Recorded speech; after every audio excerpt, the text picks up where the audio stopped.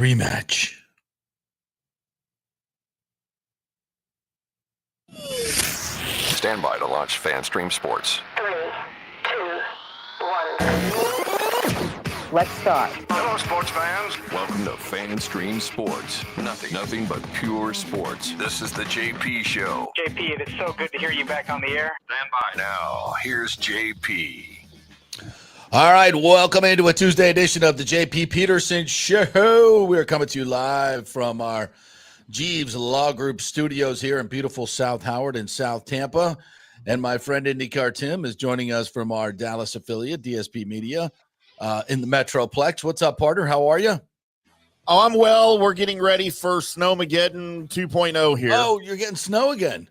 Well, it's our high for the day was an hour ago at 47. Ooh. The Arctic front is coming through today. It's going to be by 11 o'clock. It will be about 15 degrees with wind chills in the negative double digits here in North Texas, which is not unheard of, but pretty rare. Damn. And we've got supposed to have precipitation overnight happening. So whatever happens will obviously freeze. And oh, well, so much better for you than me. Yes. Right.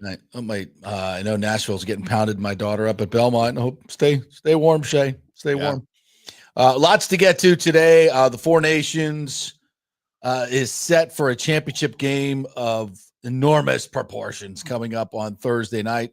Of course, Lightning players affecting these teams all over the place. So we will jump right into that here in just a little bit. We're definitely going to get to the Richie Incognito, Jonathan Martin saga that Timmy wants to talk about that we all had to live through and now have to live through again. 10 years later.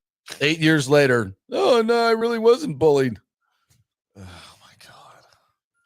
That was like one of the first, times. Well, it wasn't one of the first, but one of those times where I'm like, what's the real story here? What's the real story here? I don't know what it's all going on. There's a lot of college football news that may have gone under your radar, but we're going to get to today. Spring football games may be a thing of the past. Very interesting reason why. It appears now that the NIL guardrails and salary caps and who's going to enforce it, all that stuff has been figured out, and it has not been voted on, but has been figured out. Looks like this is what's going to happen. And oddly enough, it is something that we talked about maybe 15 years ago, that this is where it was going. And that day has finally come. I'm not saying it's a great thing, but it's here. So we'll get through that. The playoff may expand quickly to 16 teams. Got some great quotes from our good friend Paul Feinbaum on this, that, if you're not a team in the Big Ten or the SEC, you'll probably vomit. I think that could be close I think it could happen. But we knew that's where we were headed anyway, though. I mean, we knew that. Yeah, of course. But the reasons why will make some of you sick. And we'll get to a lot more baseball news, the Rays, especially on the field and off the field. So lots to get to. So let's jump right in. And by the way, welcome to Lonnie Wilkins, John Hill, all of you guys already in here. We appreciate you guys so much for watching each and every day. Cody is in here. Yeah, it's not the Tampa Ray Hit Show. It's the Hope Show. Everybody likes my little quip on Ray's offense. It's based on hope. We hope everybody will just get better. We hope. Well, we could go spend money on free agents, but why would we do that? Why would we spend money? Let's just hope. I hope Josh Lowe will be better. Hope Brandon Lau won't get hurt. We hope Junior Caminero will become a superstar overnight. We hope. Hope is not a strategy. Hope is not a strategy. All right, so let's get into it. Four Nations yesterday. Canada gets the win. By the way, shout out to, and I don't say this often, but shout out to Boston fans who are clearly better than Montreal fans, Canadian fans. They did not boo the Canadian national anthem. Yeah, they did. No, they didn't. Sure they did. Not like that. Some of them did. Oh, well, there's going to be, come on. There's a difference. It wasn't as loud and pronounced as it was in Montreal, but not even close. And I just don't understand. This is so ridiculous. A few yahoos, but this not is hockey. Not exactly. Not a collective, like ridiculousness that Leave we your had in politics Canada. at home. Yeah, it's just Enjoy the game. ridiculous. Yeah. So thank you for that, Boston. And Canada, of course, looking like the team that we thought they were, getting out to a 4-0 lead. Braden Point gets a goal. Hagel had an assist. They both played, and Sorelli were all over the ice. That Canada team looked fantastic, no question about it. And we have developments for the American team. Charlie McAvoy's in the hospital, and nobody knows why. So that's not good. He's in a Boston hospital, and Brady Tkachuk went down early in the game and did not return. Now, that game is not until Thursday, so I hope both of those guys will be back because they're obviously key members, and you want to have the best on best in this particular game because it's going to be humongous. I cannot wait. We'll probably hear from John Cooper today at some point and get all the lead up. The lead up to it is going to be fantastic. I don't know if I've anticipated a hockey game or any sporting event like this in quite some time. I mean, I'm like, we're making plans. I've got to call my boys at Hat Tricks and make sure they have me a seat at the bar there. You could probably sell those for about $500 a piece. So wow. I don't know, maybe, I don't know, but that's the hockey bar in Tampa. Hat Tricks. We have a Hat Tricks here too that was owned by. It's still Hat Tricks. It's owned by his son now, but oddly enough, a hockey themed sports bar here in Dallas that was owned by former coach Joe Avizano. Who was the special teams coordinator for the Cowboys, among other, way back in the day under Jimmy Johnson. Yeah. Big hockey fan, apparently, and it started it. Now his son Tony owns it. Now I'm good friends with Tony. But yeah, really cool place. You know what I'm planning on doing? And if I can afford this, because I haven't priced tickets yet. So we have one of those Cosm. Yeah, I've seen that. Yes. I think it's what is it called? Cosm, COSM. Okay. Cosm. And we have one of those here just right down the road from me. And I haven't priced tickets yet. I haven't been to it yet. But it's supposed to be, for those of you that don't know, it's literally like almost like an IMAX screen where it's all around you. And they play college football games, and it makes you literally feel like you're at the stadium. Oh, I've seen the videos. It's insane. It's I'm thinking about maybe insane. But I think tickets are about $150 each. Oh, but for the credentials for the FanStream Sports media moguls that we are. Yeah, I should just have to name drop JP Peterson and get in for free. Duh. I mean, come on. What are we doing here? Let's just. But I'm thinking about checking out the game there. So I'll report back, see if I can get in, but we'll see if they're not sold out. But yeah. Oh, I mean, seriously, if you call up and, give say, hey, I'm part of a media conglomerate that stretches from sea to shining sea, FanStream Sports. Border to border and coast to coast. That's us, baby. Yeah. And I think, why not? Absolutely. I'm going to try. You know what the only thing they can say? They can say two things. Yes, preferable. No. Huh? Or F no. Well, we're used to that, though. It's in a little town called the Colony. It's not a little town anymore, but I went to school there in the Colony. One of the first graduating classes of the Colony High School when they built it. And this place is now in the Colony, which is becoming a huge entertainment venue. I should just be able to name drop myself. That's what I look. IndyCar Tim, class of '89, called high school football games there at Tommy Briggs Stadium. Come on, class of '89. I own the Colony. Just let me effing in for free. I'm sure your phone will. I'm sure your phone will ring on the air like quickly. If they call me, yeah. So yeah, it'll. Siri, get me into the thing for free. It shall happen. Yeah. So I'd be interested. What are you guys doing for the game? What's everybody doing for the game? We probably got a show at Amalie Arena, but you could open up a show at the Amalie Arena and probably pack the place. Oh, for sure. I mean, why wouldn't we? With Cooper coaching and our three guys and Gensel on the USA. Come on. Yeah. Let's go. Can we sneak Hedman in on the USA roster if McAvoy can't play? Really slide him right in there. Yeah, so aren't both Brady brothers hurt? Tkachuk brothers? I mean Brady. Yeah, the Tkachuk brothers, Matthew and Brady. I know Brady's out, but I know Matthew get hurt? Yeah, I think he did. But I don't know what his status is. Yeah, so it's Brady Tkachuk, his lower body injury in U.S. loss. We don't know. Makar came back from his illness. Yeah. So I don't. I'm not sure if anybody else is missing at this point. All right. We'll follow up before Thursday. Yeah, we got some time. They're playing without Matthew Tkachuk. You're right, lower body. Austin Matthews, upper body. Austin Matthews is definitely going to play, but I don't know about Matthew Tkachuk. Sullivan says Charlie right now is out with an upper body injury. Austin was more banged up or nicked up. We're hopeful we're going to get some of these guys back. I would anticipate we would. We'll have to wait to see how things play out here over the next day or so. Obviously, there will be contingencies planning. Brady said prior to the loss to Sweden that Matthew will play against Canada in the Four Nations field. I mean, seriously, you're going to need an amputation to keep those guys. Some sort of amputation is the only thing that's going to keep these guys off the ice for this game. So, yeah. I wonder what are tickets going for? See if you can find out what tickets are going for Thursday night in the TD Garden Center. It's going to be outstanding. I don't know. Maybe we should put together a watch party. Maybe do a little watch party. I wonder. Maybe the Lightning are doing that. I don't know. But we'll see. Per SeatGeek, Mm-hmm. Four Nations Championship game, TD Garden, Boston, Massachusetts. Prices starting from $848. Holy knockers! $840. Let's see what Ticketmaster has available for us. That's before fees, so that's $1,000 ticket. Let's see. Find tickets on Ticketmaster. February. Don't give me your stupid. Cheapest seat on Ticketmaster. JP in the nosebleeds.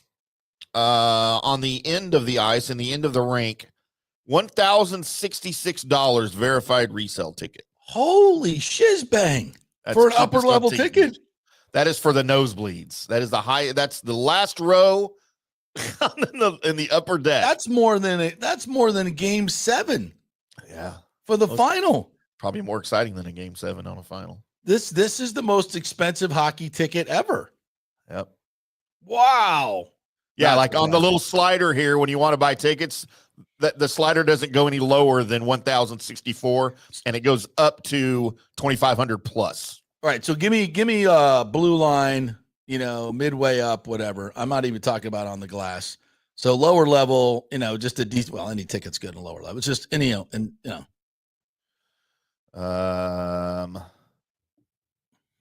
Let's see, sold out. All right, row 8 behind the bench, JP. Mm-hmm. $4,634 plus fees. Holy, that's a Super Bowl ticket. One ticket. That's one seat. Wow. Well, wow. You want to go? I'm good. I'm good. Give me a seat at Hat Tricks. I'll be fine. Yeah, I'll be fine. Dave, give me a table. Debo, just hook a brother up. Rick just commented, Tim at the ticket counter. I'm here for JP Peterson. Yes, no, security. Look at this. Hernando. Is he effing with me? John Romano article will be out later today. Naming the Tampa group buying the Rays. Oh. He also says it's not the Seminoles either. Yeah, well, it could have been a part, could not have been a part.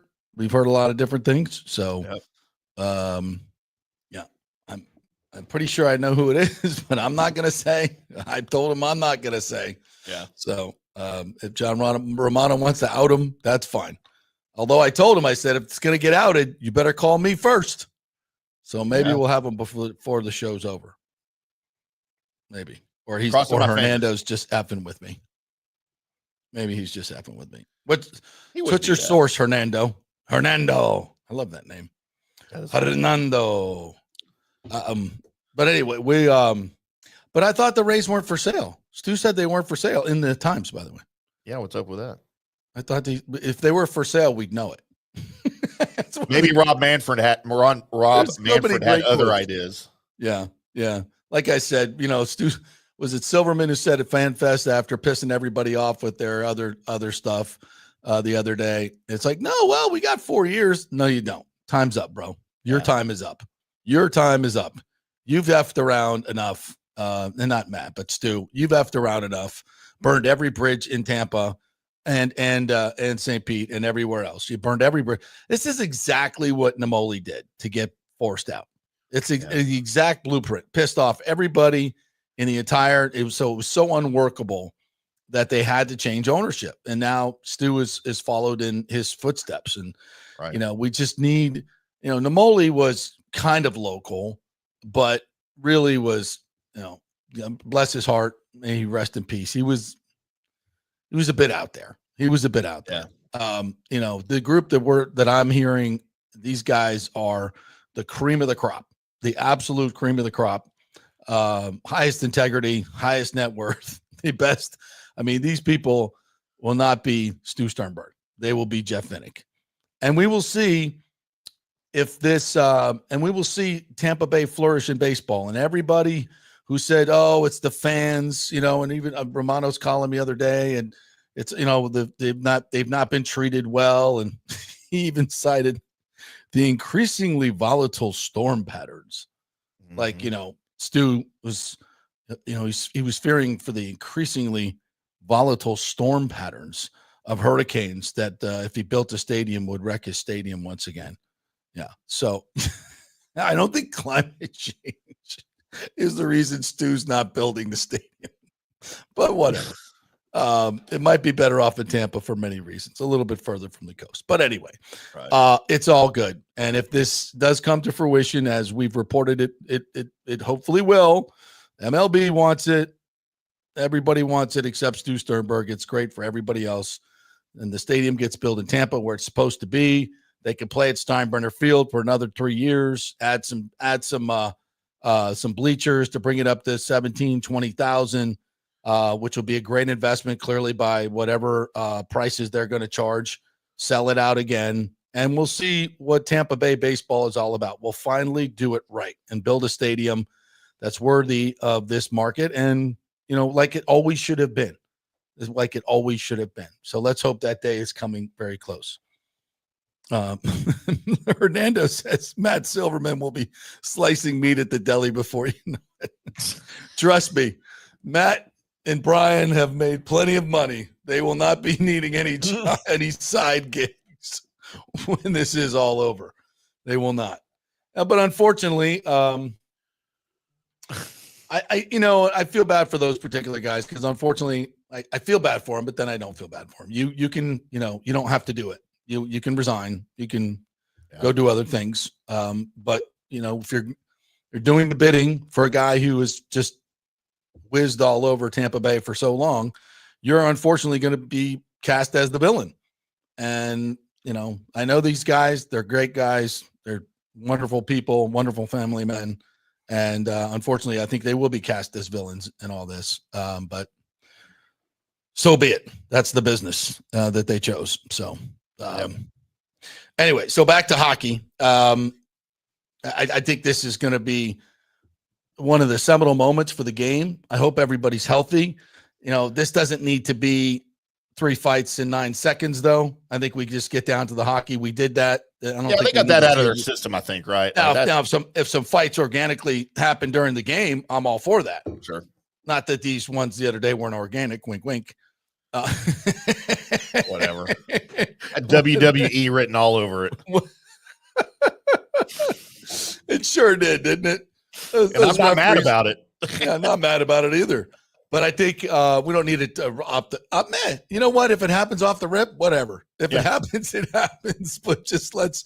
It's going to be great hockey, and I'm really, really looking forward to it. Especially since there's so many Lightning players involved with this, and obviously Coop and JBB. Just a great. And you know what? You can't help but think that this is going to springboard all these players into the second half of the season if they stay healthy. God forbid something happens to any of them.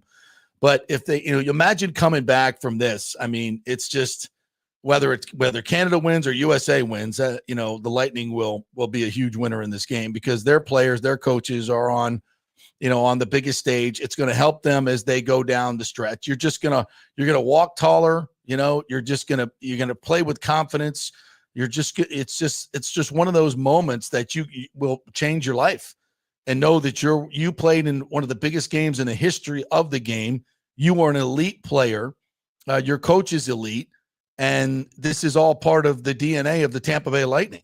I mean, how effing good is that? It's just tremendous. It's tremendous.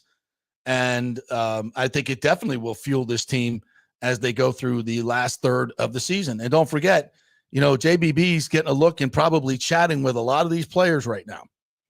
And, a lot of these guys will be available in the coming week or so. And he's gotten a great look at them and being this close to them, being able to talk with them, watch the way they work, watch the way they handle themselves, watch the way they interact with their teammates, will give them a great feel for whether they'll fit into the culture of the Tampa Bay Lightning, because that's absolutely supremely important. When you make a deal like this late in the season, you don't want to upset a dressing room that's locked in. And I think the Lightning have great culture here, great chemistry, great everything. So you don't want to bring in somebody who's not going to fit that. So this is a great opportunity for those guys to really, zero in on those guys they think can help this team. So what a plus for the Tampa Bay Lightning across the board. And I can't wait to see it. And then next year we have of course, we won't have the 4 nations because we'll have all of the nations in the Winter Olympics out in Italy. So the timing for the Winter Olympics it's at the same time that they're doing the All-Star break will be the Olympic break like they used to do, beginning of February, first week of February through the third week of February, except we'll have all the players on all the teams taking part on actual international ice with international rules, which I absolutely love, the size of the rink in international hockey. And, it's going to be just as exciting because we'll have all of this fresh in our memory. Because I think this has been the greatest boost to the NHL, to hockey, maybe since they got a major TV deal back in the day. Because this has brought more notoriety to the game than any other freaking ridiculous all-star skills competition or anything on the beach would have done. By the way, yesterday on Get Up, I don't even think they mentioned the 4 nations on Monday, just in passing. Today, they opened up the show with a few highlights and then spent the rest of the time talking about whether the Cowboys should trade Micah Parsons.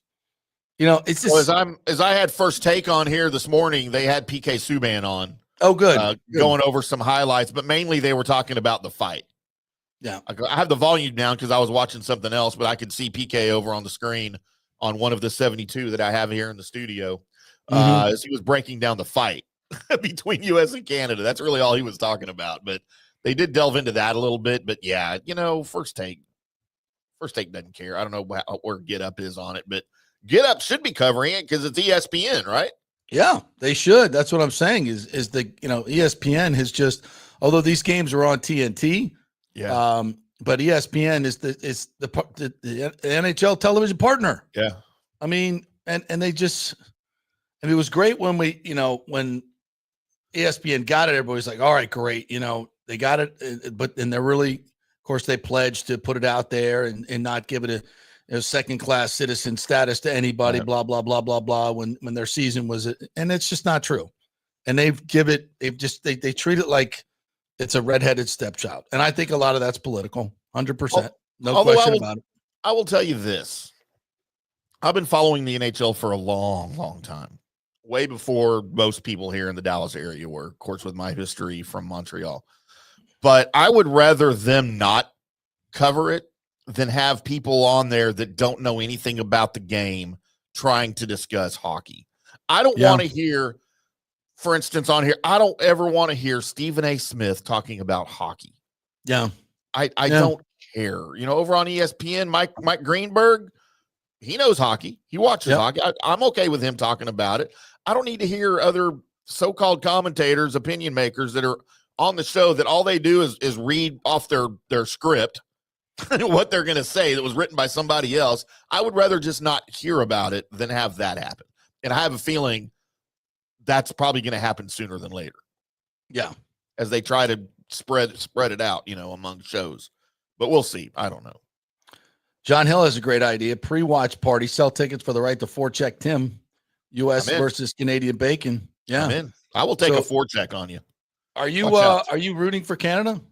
See, I'm conflicted here. Like I work for the Lightning, obviously, and Team Canada is like Team Lightning. So if I get on my USA horse, then I can't get I can't ride it, I can't gallop it. You know what I'm saying? I have to do a bit of a saunter. Would you like to know what I purchased online last night? Oh, a Canadian jersey. I purchased for not a little bit of money a Braden Point Team Canada jersey. Wow, look at you. Yeah, so I'm trying to represent both here. You think But yes, since I got some of my DNA on the Ginsel jersey, that I could get it at a discount from the store? You've already DNA'd it. I sneezed before you get anything crazy in your head. I just sneezed. What were they thinking of? I'm like, don't think it wasn't on purpose. I'm like, boss, sorry, man, I sneezed on it. So I don't know if you can resell this. I licked it. I get to keep it. Like, just give it to me. Shut up. That didn't happen. I'm kidding. Oh, maybe my gosh.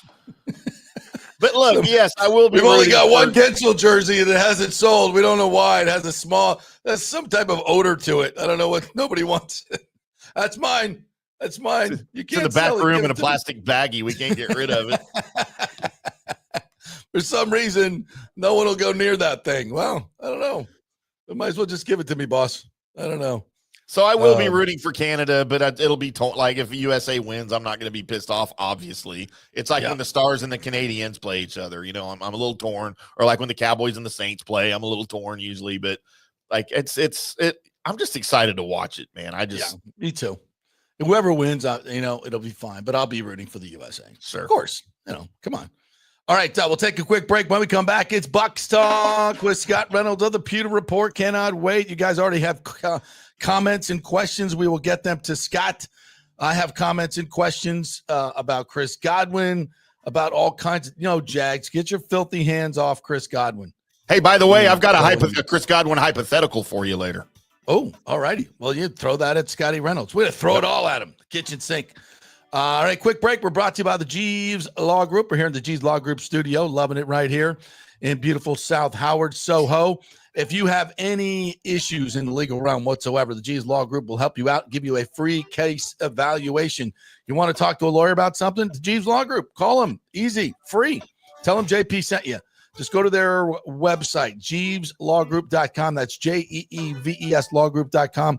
One of the preeminent lawyers in the Tampa Bay area, has handled tons of huge cases and gotten big rewards. That's what you need. They are local, they are trusted, and they get results. Stay local with your attorney. Don't just become a number for some national firm. It's the Jeeves Law Group. Back in 3. Stay with us. Old Hurricane Helene put a hurting on Tampa Bay, and for many of you, the rebuild will be a long process. You must beware of unscrupulous contractors offering up quick fixes for incredible prices.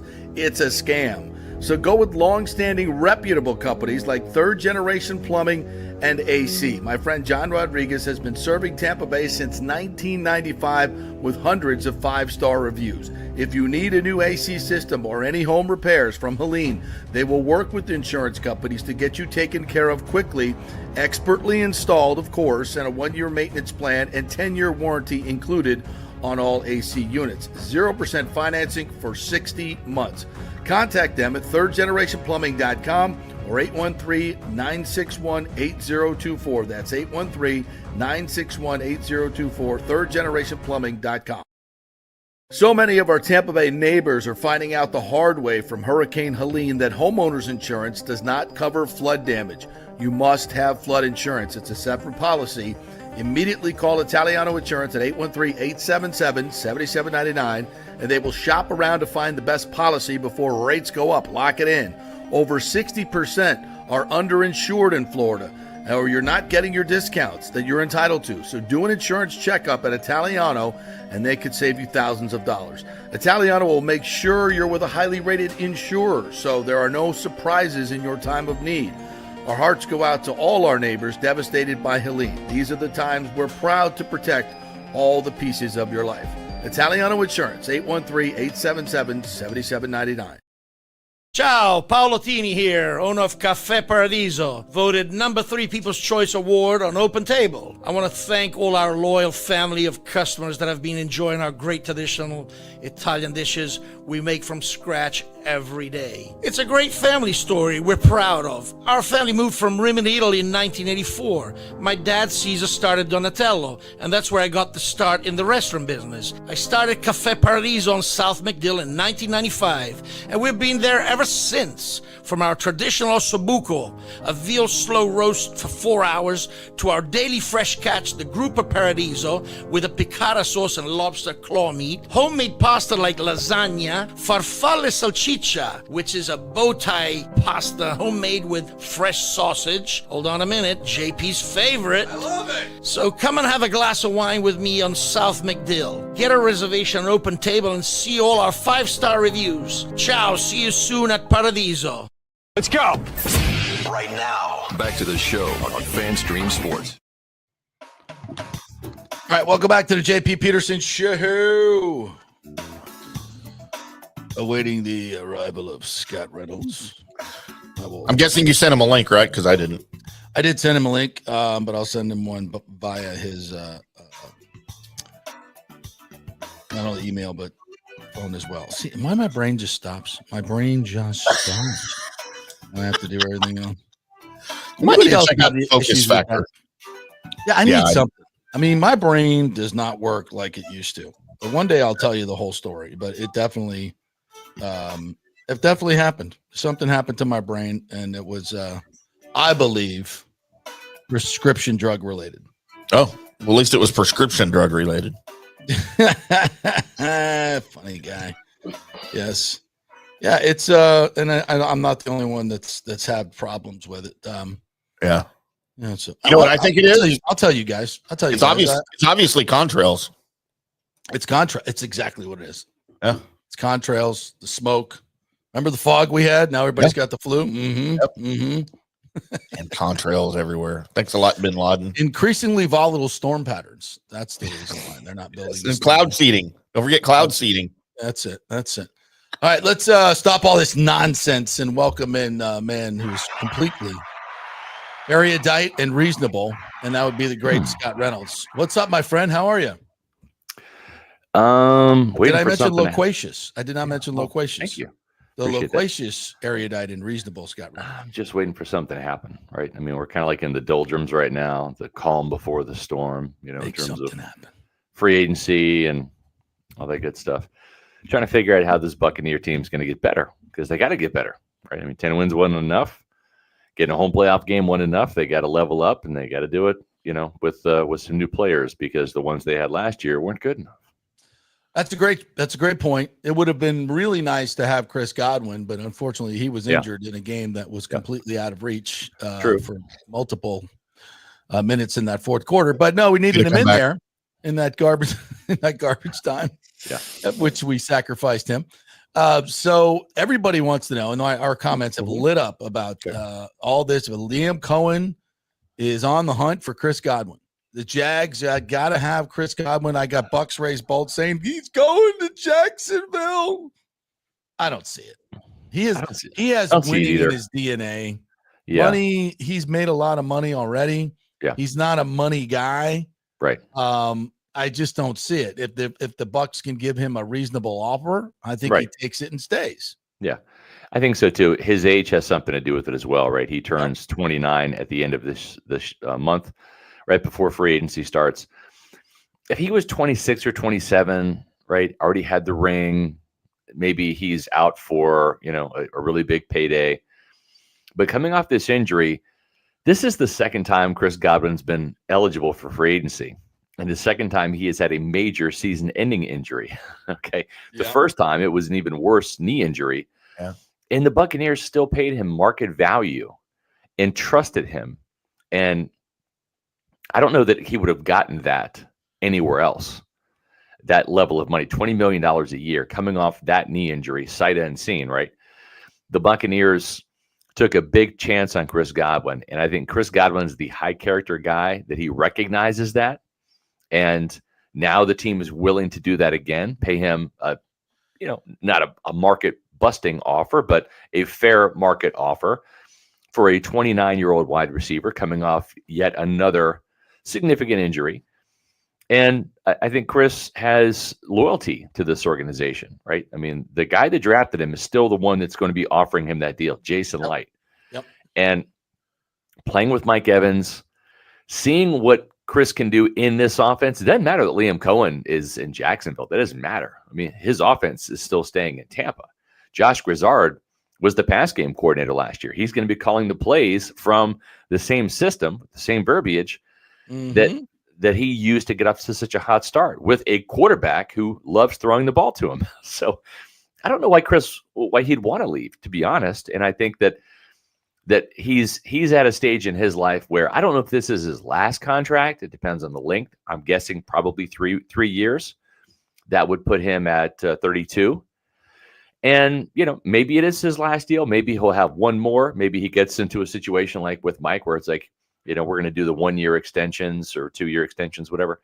But I think there's something about Chris that wants to retire in red and pewter. Only a few Bucs legends have been able to go wire to wire in their career, right? Derek Brooks, Mike Allstott, Rondé Barber. Those are three big ones that come to mind. Evans is probably going to do it. I mean, ahead of him. Yeah, Evans will do it.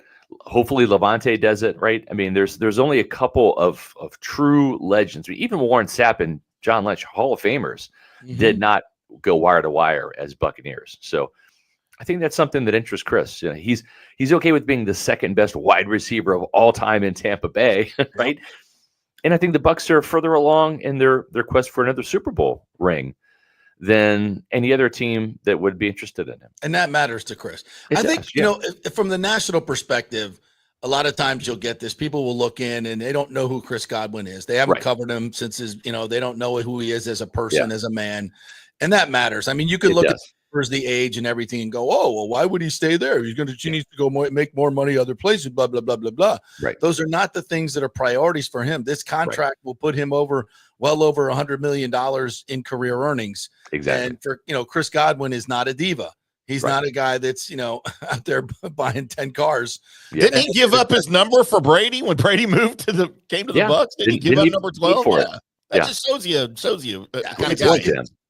Different type of cat. And I can't see him going to a losing organization like Jacksonville just for money. Just for money.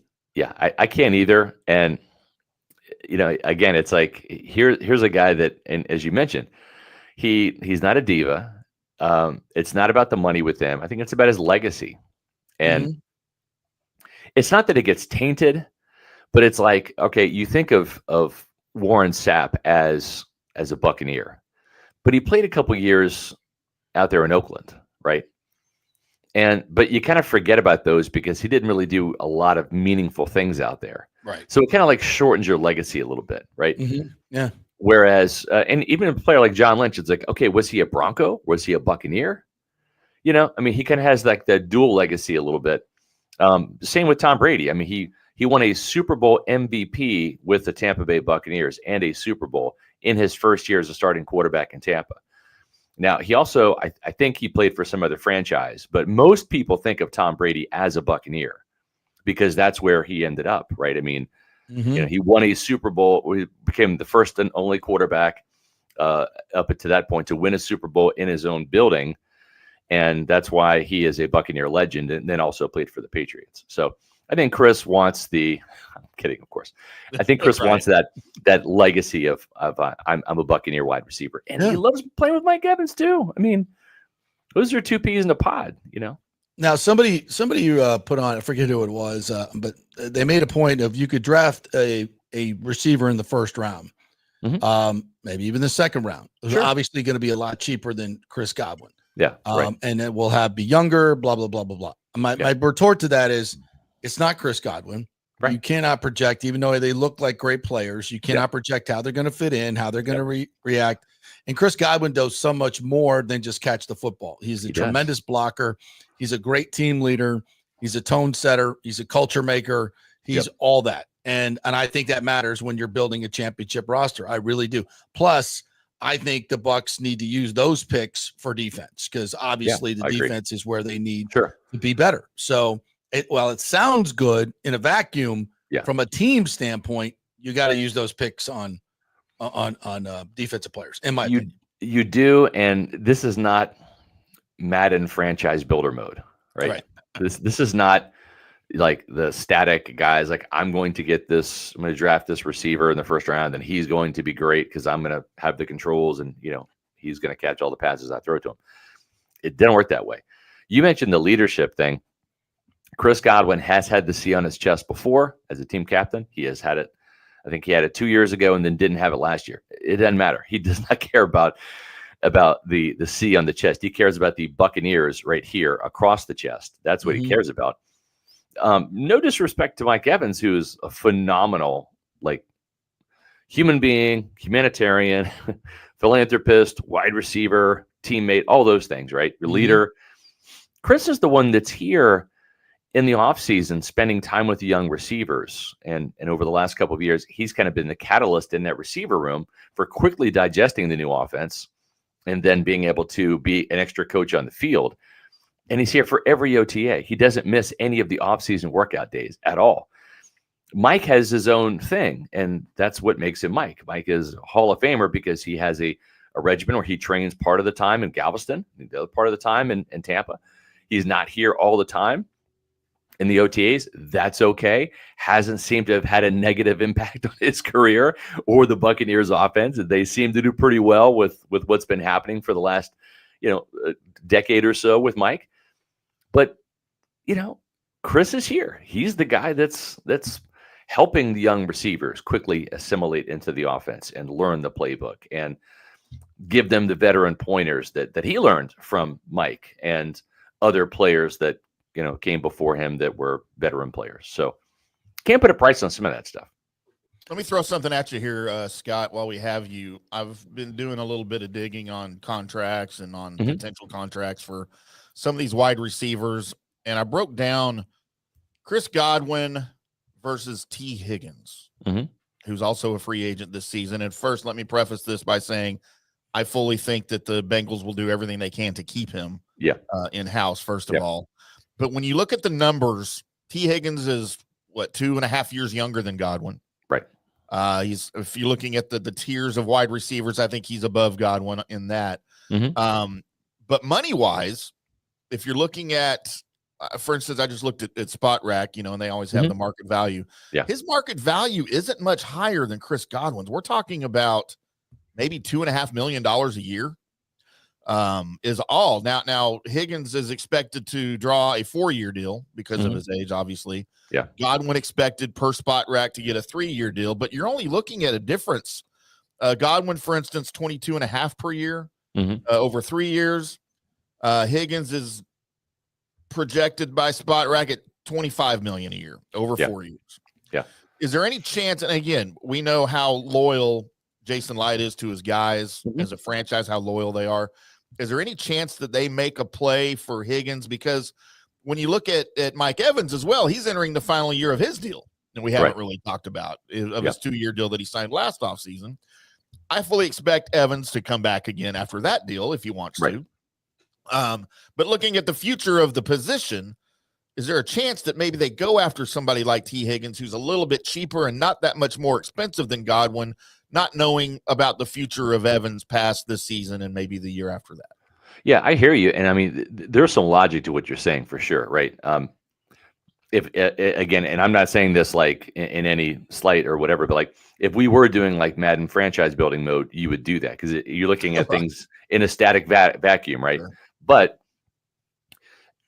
is it worth paying a guy that you're probably going to get a little bit cheaper than T. Higgins, and he's the known commodity? And you know him, you know everything about him, his work ethic, how he fits in with this team, how he fits in with Baker Mayfield, how he fits in with this offense, how he fits in with this community. You have years of empirical data on your side, and he's going to actually be the cheaper option. He's going to be a little bit older, but in terms of risk, because free agency is a huge risk, right? I mean, everybody looks at the Eagles and says, "Oh my God, look, they got Zach Bond for 1-year deal, $3.5 million." Yeah, that was like the Shaq Barrett deal last year, right? That was the NFL's version of the Shaq Barrett deal was Zach Bond going to Philly. It had just jackpot, right? Yep. But there was another guy that they signed that did not play in the Super Bowl. It was a high-priced edge rusher. Remember, they traded Hassan Reddick to the Jets. And the reason why they could do that, why Hassan Reddick was expendable, was because they signed Bryce Huff from the Jets, the edge rusher, coming off a 10-sack season. Right. He was so bad in Philly, he was inactive for the postseason and was inactive for the Super Bowl. $17 million, and he got 2.5 sacks all year long. And so that is the lesson of free agency. Tale. The cautionary tale. It just, you don't know how these guys are going to fit in your system, in your scheme, in your locker room, in your community. There's so much of an unknown. Now, if this was T. Higgins and another wide receiver, and Jason Light has to decide which outsider he wants, you want to go with the better wide receiver, and you cross your fingers and hope that he's worth the bang for the buck. But I just think there's so much familiarity with Chris Godwin, he can still play, and he showed you at an elite level before he got injured what he can do in this offense, in this role. And the other thing too is he's a damn good blocker. He's the tip of the spear sometimes in the running game. And I think that has some underrated value too, because that doesn't show up on the stat sheet. Right. So I hear what you're saying. And yeah, if we're playing Madden franchise mode, you do that type of move. But those are the kinds of moves that can bite you in free agency. They bitten Jason Light. He first year he wanted certain players, and so did Lovie Smith. Anthony Collins was a huge bust at left tackle. Josh McCown did not live up to the billing as a quarterback. I think he won 1 game out of the 2 that year. Michael Johnson was a bust. These are guys that were coming off good seasons elsewhere, but then you get them on your team. And sometimes too, when some of these guys level up and get contract money, ask Ryan Jensen. He was the definition of fat cat, and he even said that. Yeah. When he got to Tampa in 2018, he gained some weight, he got comfortable, he got paid, and he had his worst year in Tampa was his first year. Yep. And then he got serious, lost the weight. The penalties came down, remember, because he was just hitting everybody after the whistle and all that stuff. Yep. And at least he had the maturity to kind of course correct his career, right? And then what happened in 2019? He got better. And then what happened the next year? They won a Super Bowl. Then what happened the year after that? He was a Pro Bowler in 2021. So, but not everybody can kind of course correct. Sometimes you get the guys that get the money, they get paid. They don't know how to handle success and a paycheck, and their careers just kind of evaporate. And that's kind of what happened to Devin White. He won a Super Bowl. All the fame went to his head. He didn't know how to handle it, and his career just evaporated. To that point, Bucs Basement asks about Trey Hendrickson and says his numbers were a little bloated because he got sacks in them, 3 against the Steelers, 4 against Las Vegas. And that 3, and that may be true. But he's got a track record. I'd love to see a Buccaneer player get 3 or 4 sacks in the game. I know. Great. Yeah, I put value on those. Yeah. I don't care who they're against. I put value. If you're capable of getting a multi-sack game, because everyone's going to have that gimme sack where it's schemed up and the tackle blocks down and doesn't block the edge guy. The edge guy comes free. I mean, you go back and look at Yaya Diaby's sacks. He had a couple sacks. The first sack against the 49ers in his 2-sack game back in his rookie season was a gimme sack. I mean, Trent Williams, all pro, blocked down. He comes just around the corner, unabated to the quarterback and gets Brock Purdy. It's a sack. It counts, but did he beat anybody to get it? No, but and also go look at he had 7.5. All the sacks that Trey Hendrickson ran guys into. He exactly. Gets the pressure, the quarterback escapes into the arms of the guy who lost the rep. And he also had 17.5 sacks in each of the last 2 years. So, I put a lot of value on that. And so for 4 years, he was a double-digit sacker in Cincinnati. And then the year before that, his last year in New Orleans, I think he had 13.5 sacks. So 5 seasons of double-digit sacks. Last 4 years were Pro Bowl seasons in Cincinnati. That's who you want. That's the kind of, what you're getting, right? Yep. And at some point in time, commodity. Yeah, at some point in time, the wheels are going to fall off the wagon, right? I'm a little, concerned about Khalil Mack going from 17 sacks in 2023 to 6 in his age 33 year, and now he's 34. Yeah. That's more of an alarm bell than a guy that was 17 and a half. Oh, and by the way, let's say Trey Hendrickson gets traded for by the Bucs and he has a down year and he has 11 sacks or 10. Yeah. Like, that's fine. Like, that's what the Buccaneers are signing up for in a move like that, is to get a guy that can consistently get to the quarterback on a double-digit sack basis. When you have those guys, the Simeon Rices, the Jason Pierre-Pauls, the Shaq Barretts, those guys help you win a lot of games and a couple Super Bowls. And we have to remember, folks, pass rush is not singular. But you have to have, if it's like baking a cake, you got to have all the ingredients if you're going to have a great pass rush. Right. And we don't have the flour right now. The flour is the edge rush. You got to have the main ingredient to make everything else work together. And we've got great inside pressure, maybe the best 2 inside pressure guys in the league as a tandem. Right. The numbers say that. You get that edge rush, and then Yaya becomes a number 2 instead of a number 1. Where he's probably a little elevated there, yet, he's still a young player developing. Sure. So it's such a natural, it's kind of like the points I made last year with Graham Barton. Yeah, you can maybe be able to find a better player at that pick overall, but for what the need is and how poorly we were playing at that position, it made all the sense in the world. And then you go from, I'm not saying he's the only reason, but you go from 32 in the run game to 4 in the league. And I think he was a huge part of it. Yep. But that's it. And because you're filling a need where you're terrible right now, where you become really good. And so the space between makes you as a team so much better. And the only way offensive linemen are going to get better is to play. That is a position. You cannot learn and take mental reps from the sidelines. You cannot. You've got to get out there, down in, down out, game in, game out, go through the fire. That's the only way you're going to become good. That's how it worked for Ali Marpet. That's how it worked for Luke Gedeke. That's how it worked for Cody Mauch. Who took a huge jump.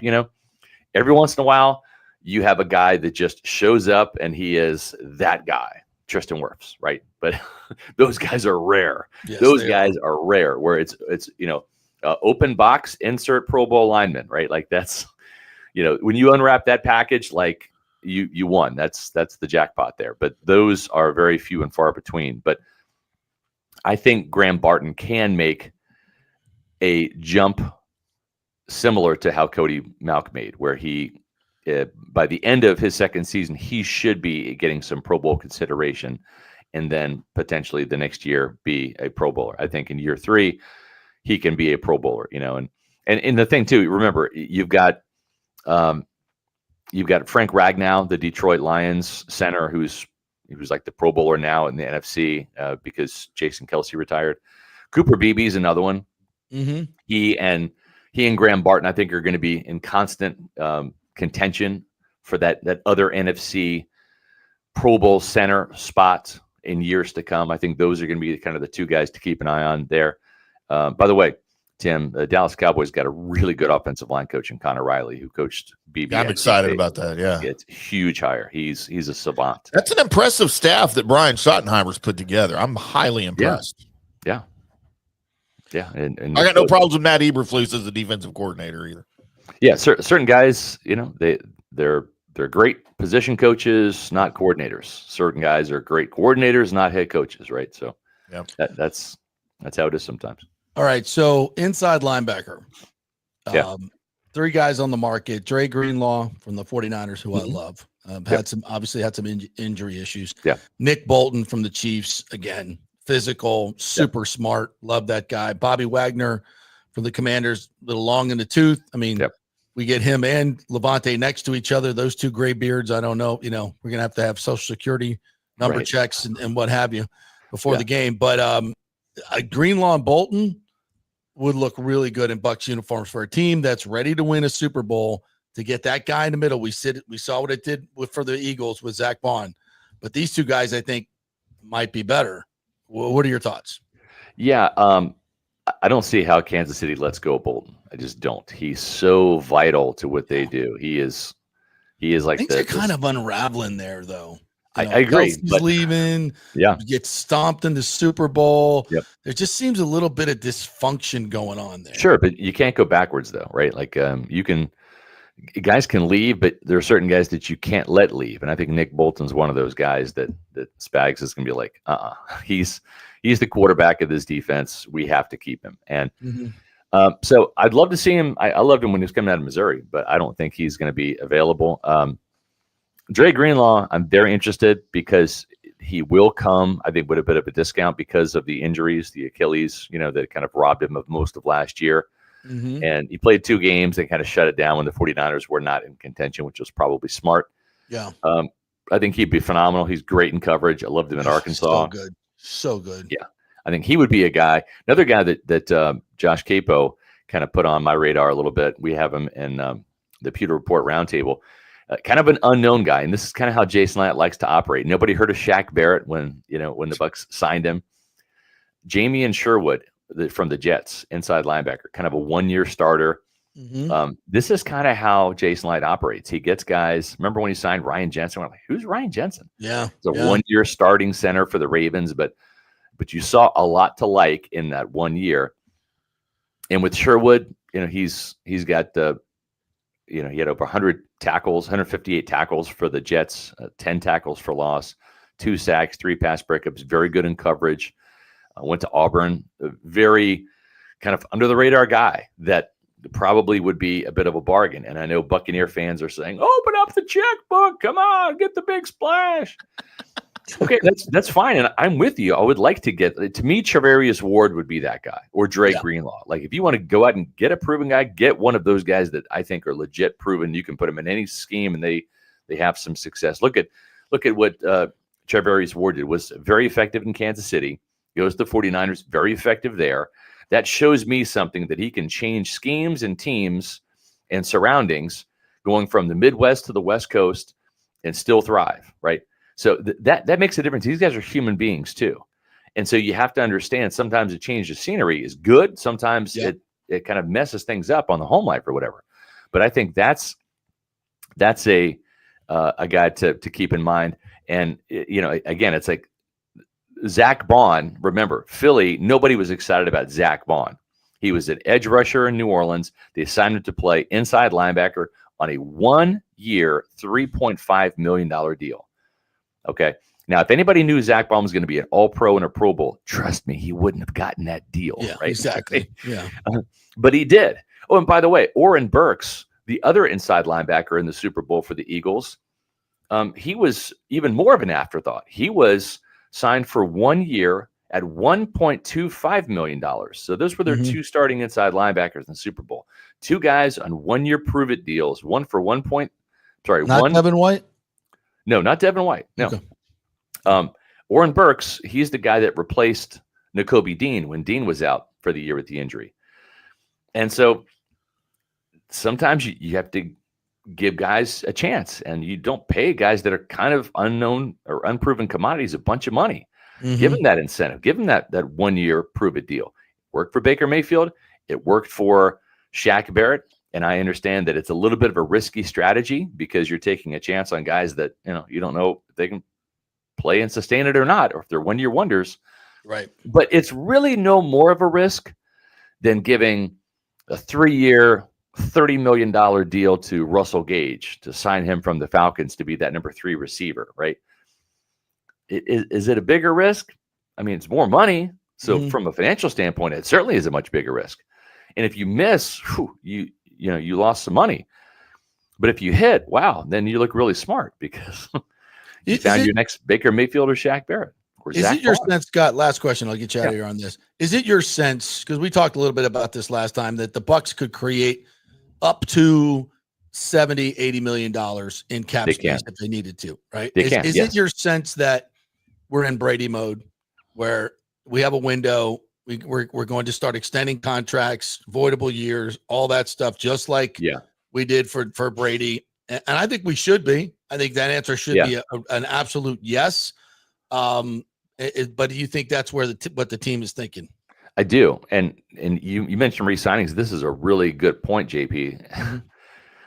Luke Edeke is not, he's entering a contract year. He's going to get paid. They're going to extend him, just like they did Tristan Wirfs. They're going to extend him before he hits free agency, the year before he hits free agency. They'll probably do that with Cade Otton. They'll probably do that with Zion McCollum. Yeah. So some of their own players are going to be rewarded, and they're going to keep them from being free agents. That's really how you can be successful in free agency, is don't let your guys get to free agency, right? Everyone was on pins and needles last year. What's going to happen with Mike? What's going to happen with Baker? What's going to happen with Levante? Are they going to re-sign Chase McLaughlin, right? You had so many of these free agent guys that were knocking on free agency's door in March.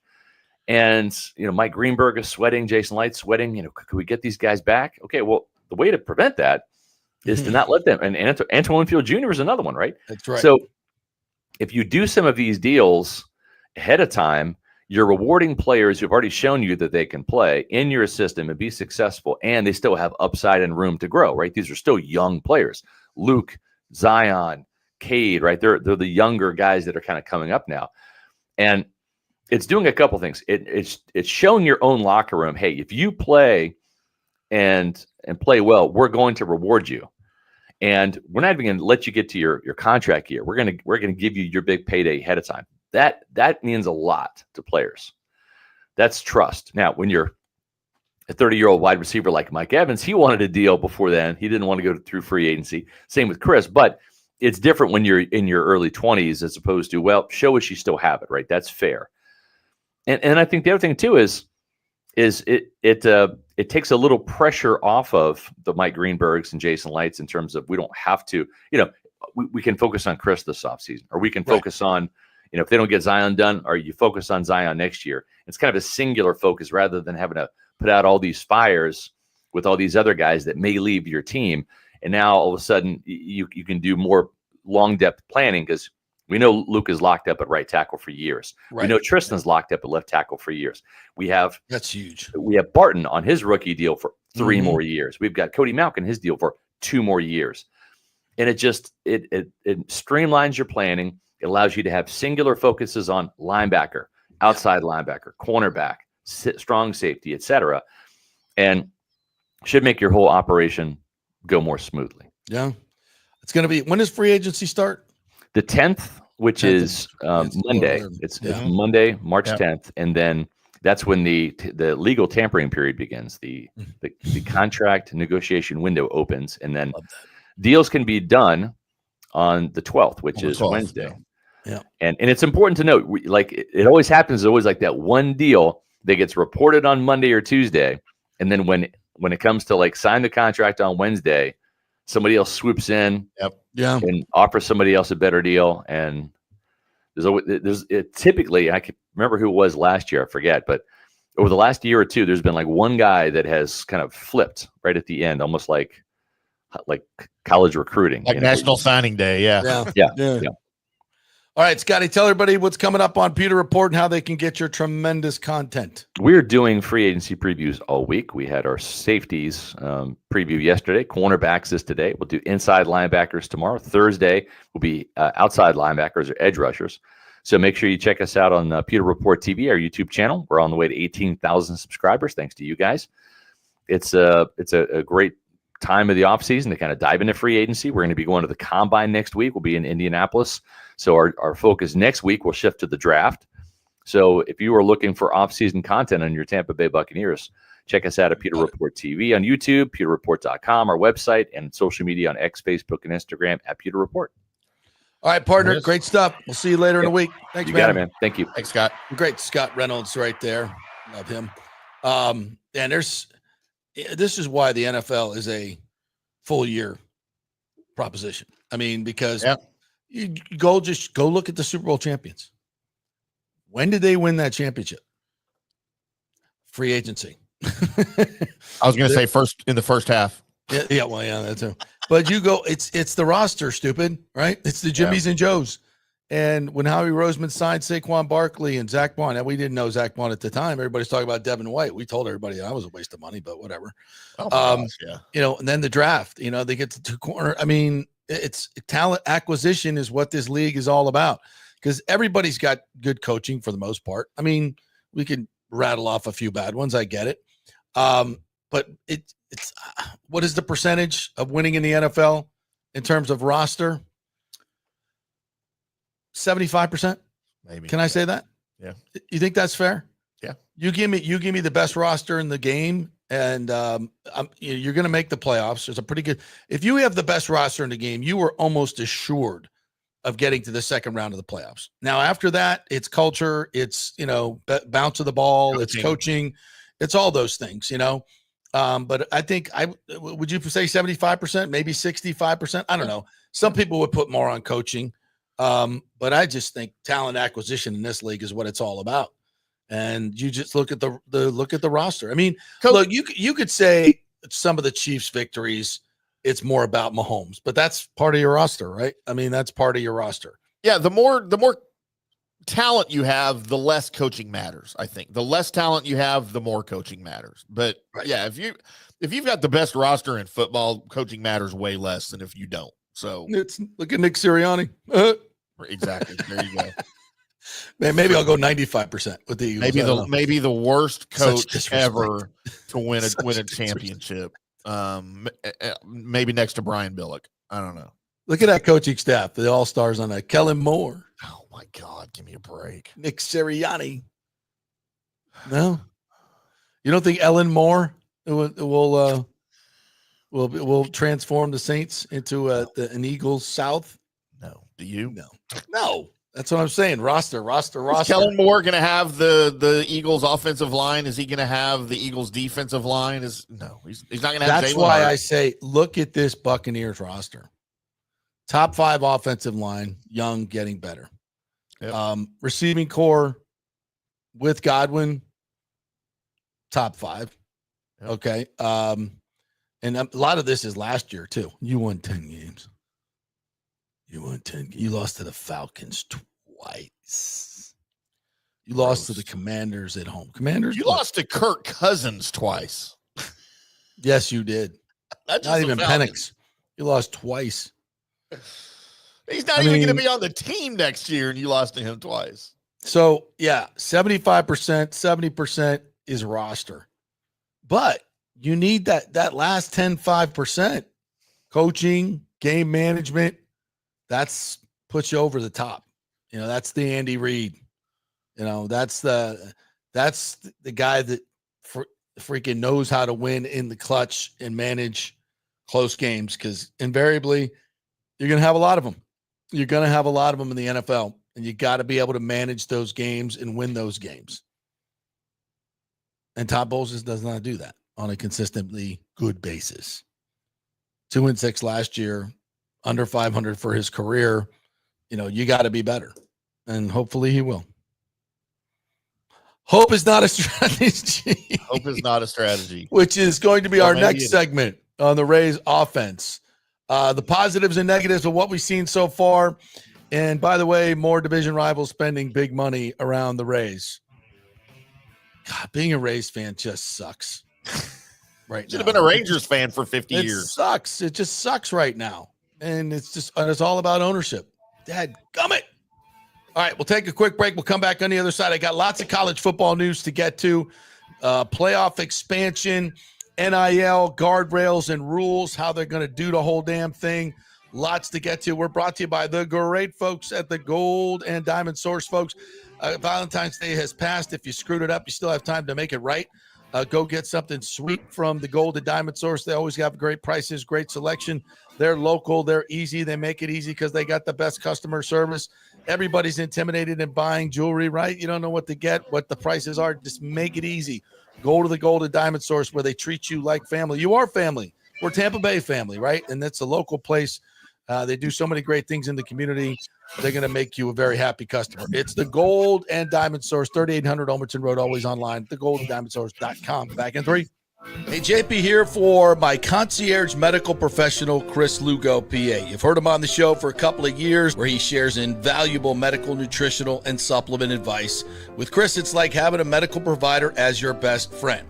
What I love about this concierge service is the convenience and support he offers. I can text or call him 24/7 with any questions or concerns, and he'll promptly call in a prescription if needed. No office visits or copays required. It gives me peace of mind knowing I have someone genuinely invested in my health, not just focused on insurance profits. And the best part, the Bay Area Modern Medical Center's personal concierge service is more affordable than you might think. Don't let insurance companies dictate your health care. Take control of your health and wellness today. Visit BAMMC.com for more information and to schedule your initial free consultation. Empower yourself and take charge of your personal health with BAMMC.com.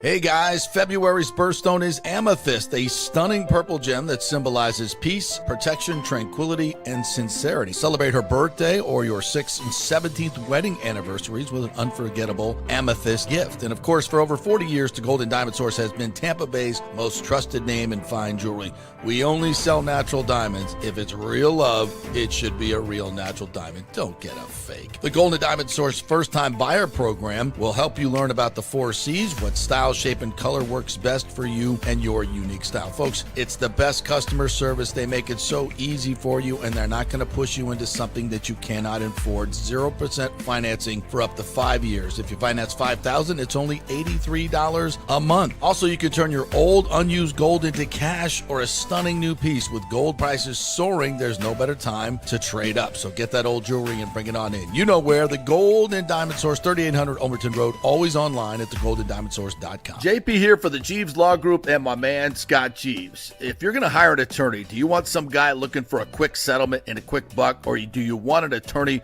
with some chops? Scott is a board-certified civil trial lawyer and a certified circuit court mediator. Been practicing in the Tampa Bay area for over 30 years. He is a peer-reviewed AV preeminent rated civil trial lawyer. They just don't hand out those classifications. He's been the lead class action counsel on many complex consumer protection cases and has handled hundreds of serious personal injury cases. He's dedicated his career to protecting injured victims and is committed to vigorously representing you. We're local, we're trusted, and we get results. Personal injury and personal attention. Call for a free case evaluation. That's 888-9-JEEVES. That's 888-9-JEEVES. The Jeeves Law Group. Let's go. Right now, back to the show on FanStream Sports. All right, welcome back to the JP Peterson Show here on this beautiful Tuesday afternoon. It's a little chilly here in the Tampa Bay area. It's down there freezing in Dallas, where my good friend IndyCar Tim is helping us out with the show today. We are brought to you by the great folks at Cafe Paradiso. Paulo Tini, thank you very much for hosting me and the lovely Ashley on Valentine's Day. I had the Fra Diavolo. Seafood pasta, angel hair pasta with the big crab chunks of Maine lobster. Oh, man. And crab meat in this nice light red sauce. They put like the lobster shell right on there as well. Wow. Yeah. And so good. And she had the crab cakes, the best crab cakes I've ever had. I mean, it's a traditional Italian restaurant. They do seafood so good there. She also had the sea bass. Oh, what a meal. What an absolute pleasure. Absolutely fantastic. So if you're looking for a great meal, Cafe Paradiso, get your ass over there today, this week. Because you can actually get in this week, because last week you couldn't. So Cafe Paradiso, South McDill. Go to the open table and get your reservations. Mm-hmm. All right. You want to get to some of the comments here? Please. They're everywhere. Got comments coming out the wazoo. We love you guys. Cody says it's not the Tampa Bay Rays hit show, it's the Hope Show. Yes, we're going to talk about that in just a minute. The Hope Show. Hope Show. Let's do a parody song. Hope Show. Lonnie Wilkins, the Rays have built on more hope and cross fingers and toes than anyone that hasn't been good enough to win it all. Problem is, despite record revenues across MLB, not many owners are going for it. Yeah, because of Stu Sternberg. They see how much money he's making and like, what are we doing? Why don't we just scrap the payroll, just rake in all our central fund money, rake in all our revenue sharing money, rake in all this extra money, and just pocket the money like he's doing. Yeah, that's not good, by the way. That's not what we want in baseball. It's not about them making money. It's about putting teams on the field that are competitive. Lonnie says the modern era of baseball ownership is built on turning a profit and trying to back your way into a bottom seed in the new expanded postseason format. Why spend $200 million when you can sneak in? He's right. He's 100% right. And damn, Stu Sternberg has set the template for that. You can set up your team to win regular season games. And, you could do what the Rays are doing. They've created the template for the regular season. John Smoltz has talked about this on our show many, many times. But it's a different level if you want to win in the postseason. Don't forget, lots of teams make the postseason. The wild cards, are not that hard to get on lower payrolls. But winning the whole thing is a totally different animal. It's a different classification. You got to have professional hitters who can hit the best pitchers in the postseason, because that's what you're going to get, the best pitchers. And the Rays just don't. They will never spend money on it with this ownership group. Never will. And look, that's always been the point of baseball and ownership.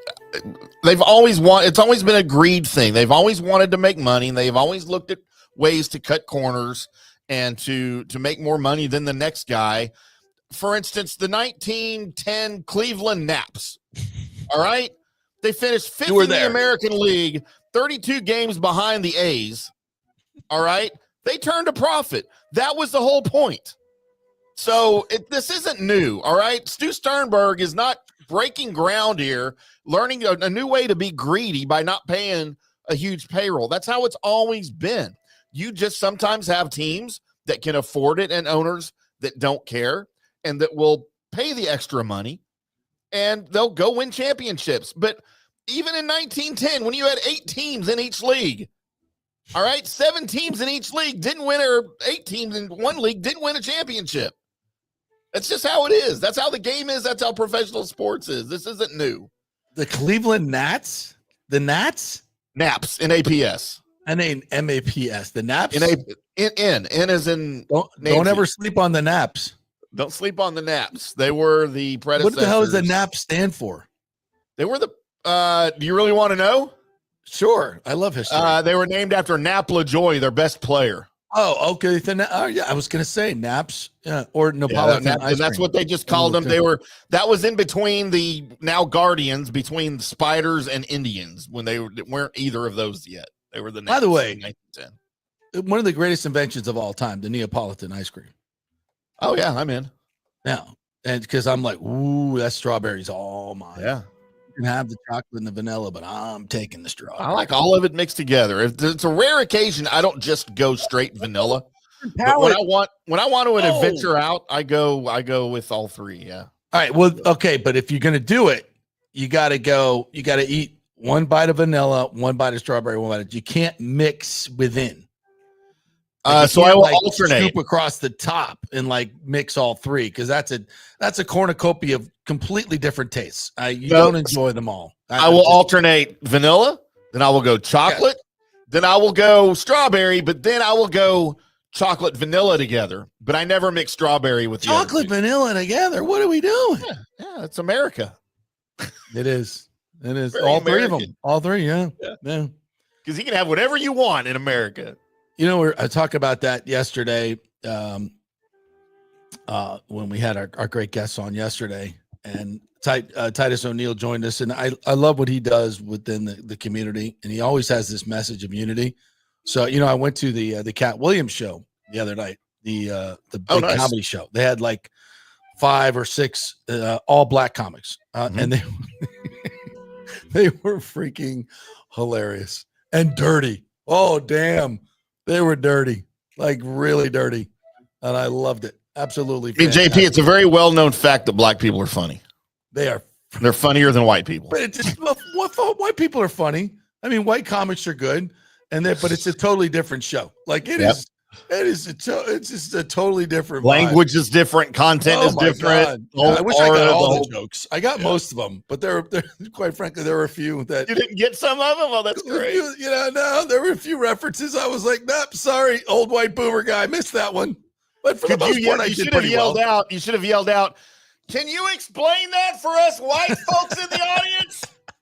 Well, I thought it was nice of Kat to he took a census. He's like, how many white people we got in there? And he's like, damn, that's crazy. You Tampa Bay white people are good. You came out. Thank you. He thanked us for coming. Yeah. I thought that was nice. That's pretty awesome. I've never been a fan of his before, but I've seen a couple of things lately on social media. He was funny. He was funny. A lot of great, very topical stuff. And, And it's like, and you know what I will say? They're not as timid as the white comedians. Yeah. Like they'll go places that, because, maybe socially they can get away with it. Fine, whatever. I don't care. But because they make fun of black people, they make fun of white people. They make, like we used to do, and nobody gets offended. Well, you're there. So if you're there and you're offended, that's your own fault. You dragged your ass there. But they can, it's a little bit more old school back in the day, which by the way, did you watch the SNL 50? So I did not, and I intentionally bowed out, but like, since I didn't watch it, I'm seeing all the shorts on social media about some of the sketches, and now I kind of regret not watching it. There was a lot of good stuff. There was some good stuff. I didn't really know what it was supposed to be. Like, I didn't know they were having all the old people come back. Like, I had no idea. And I'm going to tell you, like, just all the cameos were just insane. They were just insane. There was this one moment where, who was it? I forget the two actors. Sometimes I don't know a lot of the new actors, they don't like put their names out there. You're supposed to know who they are. And Kevin Costner was sitting there with his young date, and they were just doing this bit like, they're from the audience. The two people doing the bit were on either side of them, and they just kept. One was wearing a big cartoon costume, and they just kept knocking into him, and while they were doing the bit, his glasses are going everywhere, and he's trying not to laugh, but he's laughing his ass off. That's but awesome. There was some. Will Ferrell did a couple of good sketches, which were really good. It was pretty good. But what was funny about it is first of all, Tom Hanks, you're such a douche. It's not even like you're just an ass. He is. But whatever. And I'm not going to get into that. But anyway, so they did this. He comes out and he offers up this memoriam, and you think they're going to do this thing on all the SNL people that have died. But instead, he did it on, he said, these are sketches that we really regret doing, historically, because now we can't do them anymore because we're more woke. We're woke now. We wouldn't do these particular sketches, stuff on gay people, just stereotypes, body shaming, all these other things that you can't do now, right? All the funny stuff. All the really funny stuff, because it's funny. We can laugh at ourselves. It's not being racist. It's laughing at ourselves for, what we do. And that's okay. We can do it. It's better to laugh than to point fingers. Trust me. And so they like did it all, and you're like going, "Oh my God, that was the funniest stuff ever! It was so funny." But we were making fun of people. So come on. Yes, I know there's a line. There's definitely a line there, but we got to be able to laugh at ourselves. It doesn't mean it's a bad. It's just not. And then so they're like, "Oh, we never want to do that stuff again." And then of course they go and insult white people. They're allowed to do that. That's fine. That's fine. Make fun of MAGA people and that's fine. Right. That's still okay. All the other stuff is wrong, but So thank you for being complete effing hypocrites. Right. I think that's part of the reason I didn't watch it. I haven't watched an SNL episode in 15 or 20 years. I can't stomach it. Michael LaRue says the Rays need to make a move for a center fielder. I agreed. They do. Johnny DeLuca ain't it. I don't know who, but go get me a center fielder. I mean, Mike Trout's changing positions. He'd probably like to go back to center field if you want to go get Mike Trout. But he's doing that to save his body. Does anybody care about Mike Trout anymore? Has anybody ever cared about Mike Trout outside of Los Angeles? One of the weirdest careers in history. I think that's a perfect word. Weird. Yeah. Weird. I mean, should have been the face of the franchise for the last 15 years. The league. He should have been the face of MLB for the last 10 years plus, and nobody knows who he is. Yeah. All right, we got through all the lot of here on Chris Godwin. We did that. Rick says too many white guys in the NHL. ESPN can't say anything nice about it. They're not all white. Why did you buy the NHL? Why did you buy it if you're not going to promote it? Why did you buy it? I feel like ESPN did a much better job back in the 90s when they were. Of course they did. Yes, they did. With the guys we tried to kill off last time, Gary Thorne and Bill Clement. Sorry, guys. Bucs Basement, I'll give you a nod today because He says, honestly, you want my opinion? Let's wrap this season up, get better, and bring in Todd Monken as head coach after we trash Todd Bowles because, shocker, you can't teach an old dog new tricks. I don't think you want Todd Monken as your head coach, by the way. Why not? Great. I'm not disagreeing you. They've been asking for Good. I just think he's one of these guys. Good. I won't even say great. Good coordinator. I just don't think he's head coach material. Just from everything I've heard from everyone that's worked with him, he's going to be one of these guys that might be a one and done if he's a head coach, and you don't want that in Tampa. Mm-hmm. Yeah, I tend to agree with you there. I love the guy. I don't think he's head coach material, and not everybody is, and that's okay. Yeah, and you get to this point in your career, as I think he's in his 60s. Yeah, approaching. I mean, there's a reason he hadn't been one yet. Yeah. Great guy. Great coordinator. Would have been thrilled to have him as the offensive coordinator here. Don't get me wrong. Yeah. So, but I would be all for. Yeah. By the way, JP, we have a birthday among the listeners here. It is More Right Rudder's birthday today. Hey, what's up, Right Rudder? Happy birthday, brother. You, how old are you? Doing a demo check. Check. Probably 21. I don't know. Is he drinking that was yet? another interesting thing. At the show, the big comedy show, we're in an arena. So most of the comics came out, and at the beginning of their set, they would do like, kind of an incognito demo check. They'd be like, really? Yeah, where my white people at? Where my black people at? Where my brown people at? Where my over 30s at? Over 35. And I'm like, why are they doing this? Just to get the crowd hyped. And I'm like, you know why they're doing it? Because it's an arena, and you can't tell what your audience is. Yeah. What your audience is. If you're a comic, you got certain things that that are going to be more popular than others, certain little sets that you want to do. So it's like, I'm like, well, yeah, because when you're in a comedy club, you can see your audience. Yeah. You can see it's more intimate. You can see who this is going to work and this is not going to work. So when they do these big arena shows, they do a demo check. Like, let me find out what my demographic is. So I was wondering why they were doing that. I kind of like, that's probably why they do. I don't know. I didn't check that with the comic, but I thought that okay. Yeah, that makes sense. Let's do a demo check. Everybody in the comments, how old are you? Give me your demographic. What else we got here? This one from Michael LaRue. The Rays want more public funds while they are cutting payroll. In 2024, they spent $89 million. This year, $82 million. Also, Wander Franco is due $8 million this year. Does he get that money? I believe on the particular list he is on right now, they do not have to pay him. But the contract is still in force. Mm-hmm. So I don't know if they have to make that up if he's found not guilty or what the suspension is going to be by Major League Baseball. I'm not completely sure on that. But I believe I read somewhere where they do not have to pay him. And if and I guess if he's found guilty, you can file a grievance or something where you can void the contract because he violated certain discretion. Yeah, like it'd be like a behavioral clause probably with the team and the league, but you kind of want the guy back, don't you? I mean, at this point, do you want him back?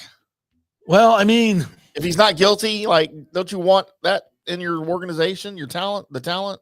You want the talent? Sure you do. Absolutely, you want the talent, but what are we talking about here? I mean, because this has gone on for a while, right? I mean, yeah, it's but not even close to being resolved. If he's, allegedly doing, pedophile things, yeah, 14-year-old girl, that's, do you want him here? Is that what you want your organization to be about? I mean, what you don't want is what happened to Matt Araiza, the punter, who was lumped into that rape scandal from college. Complete BS. That lost his job and was out of the league, and then they finally found out he wasn't even in the building when that happened. Yeah. And thankfully, he was given a second chance. He's back in the league now, but you don't want something like that to happen to somebody where you don't. And I bet when his career is done, he sues the league. I would certainly hope so. Yeah, because that's terrible. Rick says Devin White signed a 1-month prove-it deal. He's gonna be out of football next year. Isn't that crazy? And it took the Bucs 2 full years to realize what was going on. I don't know why does he get a ring? He doesn't get a ring, does he? From the Eagles? Yeah. God, I wouldn't. Like, I know he didn't finish the season on the roster, but I don't know what the stipulation. God, if he gets a freaking Super Bowl ring, I'm gonna. Yeah, let's find that out. Let's find that out for sure. Didn't he end up in Arizona or something on there? But he yeah, never played again. No, he played against the Bucs. Where was he? Oh,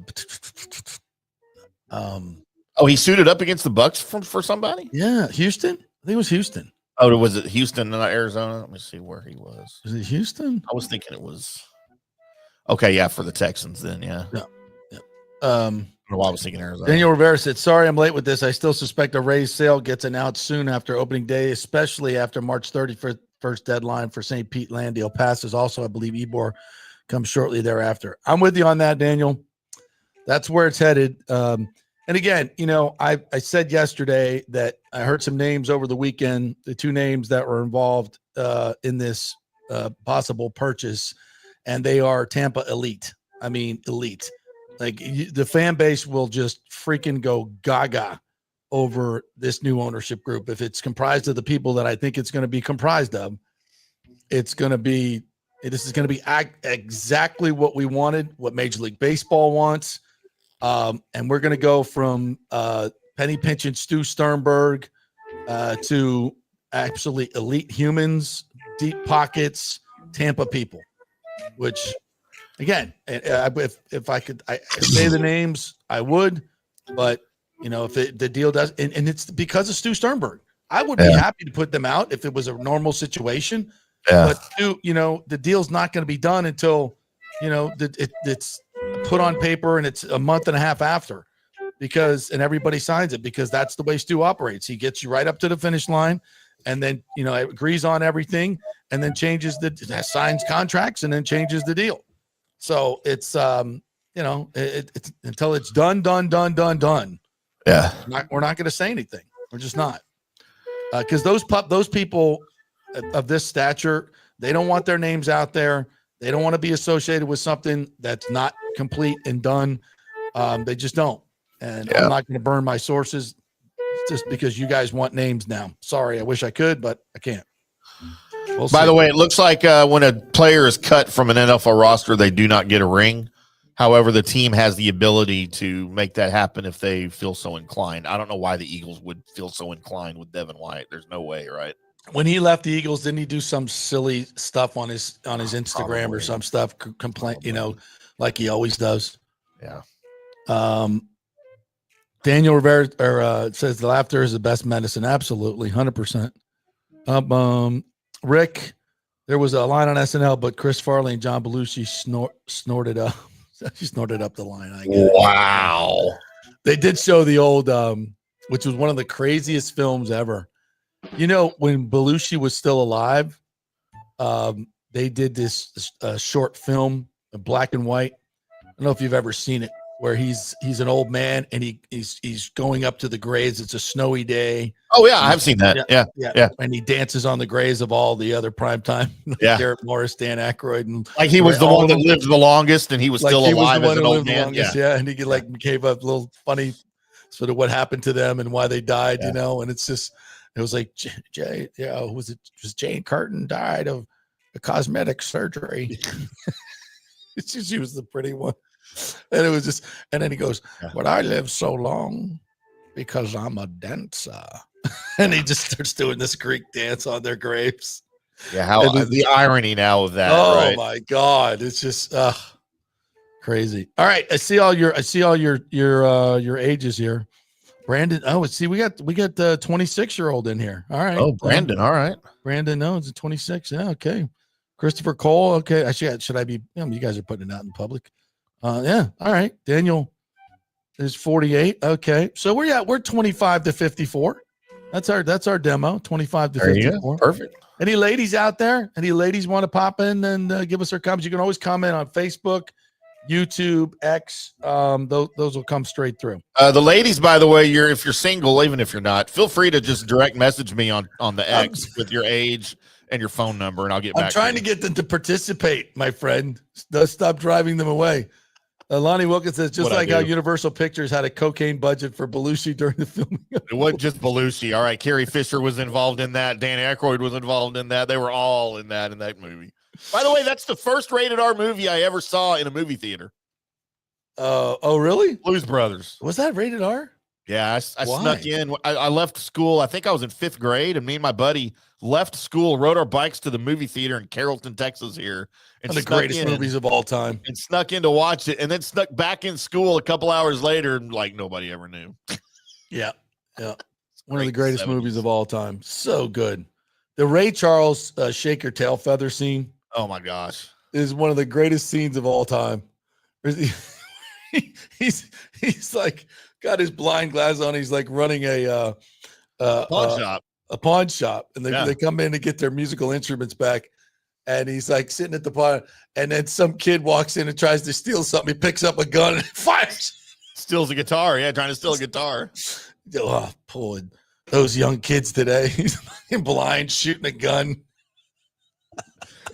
That's such a great flick, man. Aretha Franklin was great in that. Franklin's the scene where he comes get the respect scene. Oh God, if you haven't, Cab Calloway was great in that. Orange Whip, 3 Orange Whips. The John Candy scene where he comes to arrest him.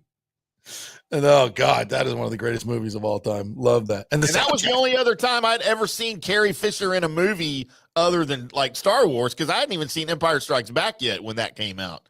Yeah, that came out the same year as Empire Strikes Back, and so Carrie Fisher's like holding a gun and smoking a cigarette in the movie, and I'm like, "Wait, Princess Leia smokes?" It's like in 5th grade, you know. I'm like, "Oh man." Lonnie says, "I'm 31, but I feel 80 thanks to Stu and Tom Ricketts." Yeah, I'm with you. Oh yeah. All right, let's take a break. When we come back, I want to get into the Richie Incognito Jonathan Martin deal. Cam Ward has some thoughts for people going to draft him.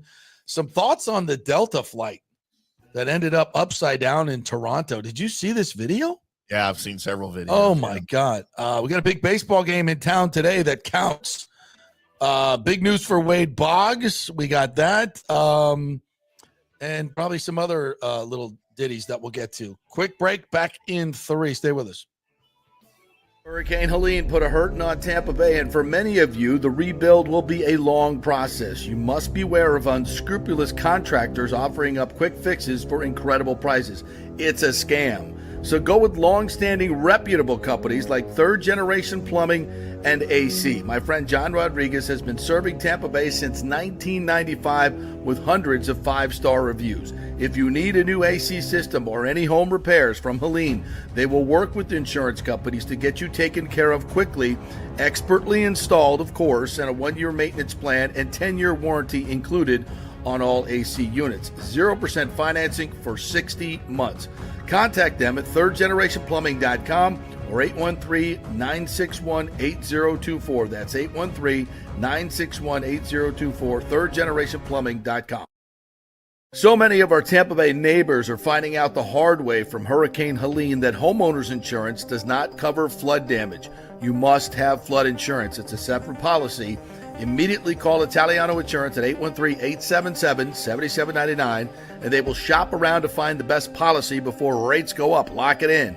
Over 60% are underinsured in Florida, or you're not getting your discounts that you're entitled to. So do an insurance checkup at Italiano, and they could save you thousands of dollars. Italiano will make sure you're with a highly rated insurer, so there are no surprises in your time of need. Our hearts go out to all our neighbors devastated by Helene. These are the times we're proud to protect all the pieces of your life. Italiano Insurance, 813-877-7799.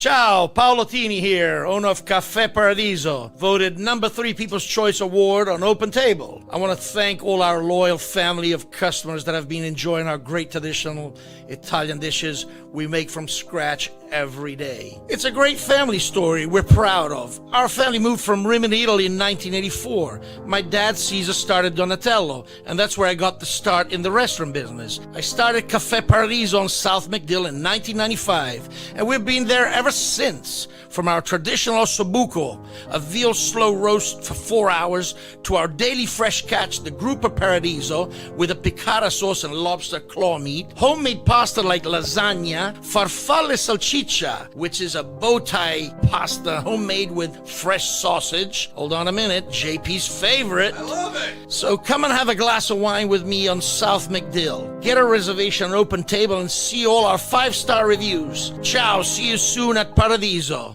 Let's go. Right now, back to the show on FanStream Sports. All right, welcome back to the JP Peterson Show here, coming to you live from the beautiful Jeeves Law Group studio. I'm trying to put up the wide shot. There it is. There it is. There's the wide shot. There you go. We got to get the helmets up. We got to get the helmets up in here. Yeah. We got to get that other camera. We'll hopefully get that done today. We got time today. Let's do that today. Wow, JP's setting goals. I'm setting goals. Good God. But hey, one quick invite to a game or a golf tournament, and I'm out the door. So, by the way, I get it. FSU and USF are playing in baseball today on this gorgeous day outside at a baseball stadium. My friends are going, and I'm like, whew. Starts at 5:00 though, so I get a lot of work done. There you go. And then maybe get to the game. What do you think? I think you should do it. That's a must do, right? Just don't cross your fingers for an FSU win though. Yeah. What? No, we got a new coach, man. We got Link Jarrett. We got a good squad. I don't know who's pitching today, but we got a really good squad. FSU does. So does USF. USF has a new coach. Mm-hmm. They beat Iowa this weekend, so they're on the tear. So it might be a packed house at Red McEwen Field here. I can hear Derek Sharp doing the call by right now. So yeah, FSU, USF. I don't know if it's televised anywhere. So usually they do those things like on ESPN Plus, like you got to stream it. I don't know. Maybe if you guys know, anybody out there, any USF people know if that's going to be televised, let me know. But just go over.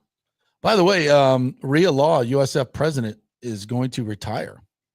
So they're going to bring in a new, and she was a driving force. I don't know if I'd call her a driving force, but she wasn't an impediment like other presidents have been to athletic progress. And in fact, she robustly supported athletics, and I think that's why USF has gotten so much better at so many different things. Got the stadium done. Basketball had that great season last year. If not for the tragic and untimely death of Amir, they probably would be a top 25 team this year. No disrespect to Coach Fletcher, but is what it is. And I don't know. I don't know who they're going to get, but I hope it's more of the type that supports athletics. And your baseball game is on ESPN Plus to stream or WFLA 100.7 broadcast on that. WFLA. That's what it says. Radio WFLA 100.7 FM. I don't know what city. Is that in Tampa? Yes, but not 100.7. It's on 102.5. HD. That's what it says. I think anyway, just go to the game, support the program. It'll be fun. All right. Lots to get to. The Richie Incognito, Jonathan Martin saga. If you remember this, and I'm just going this off the top of my head. So Richie Incognito was a veteran offensive lineman for the Miami Dolphins. This was 10 years ago? 10 years ago? 2013. Yeah. Wow. Even further back. And then Jonathan Martin was a high-priced, high draft pick, I think first-round draft pick out of Stanford. And there were some questions about his toughness, and clearly since it's now revealed that it was his mother that was doing all the belly aching about him being bullied. So it was like the first time we'd ever heard somebody come out and say, I'm being bullied by Richie Incognito. And there were some, as I recall, some voicemails that were left that were pretty heinous. There was a lot of racist undertones to it. It just had a very unseemly part to the story. But the big part to the story was... and this was the second big so-called bullying story to come out of the NFL that year.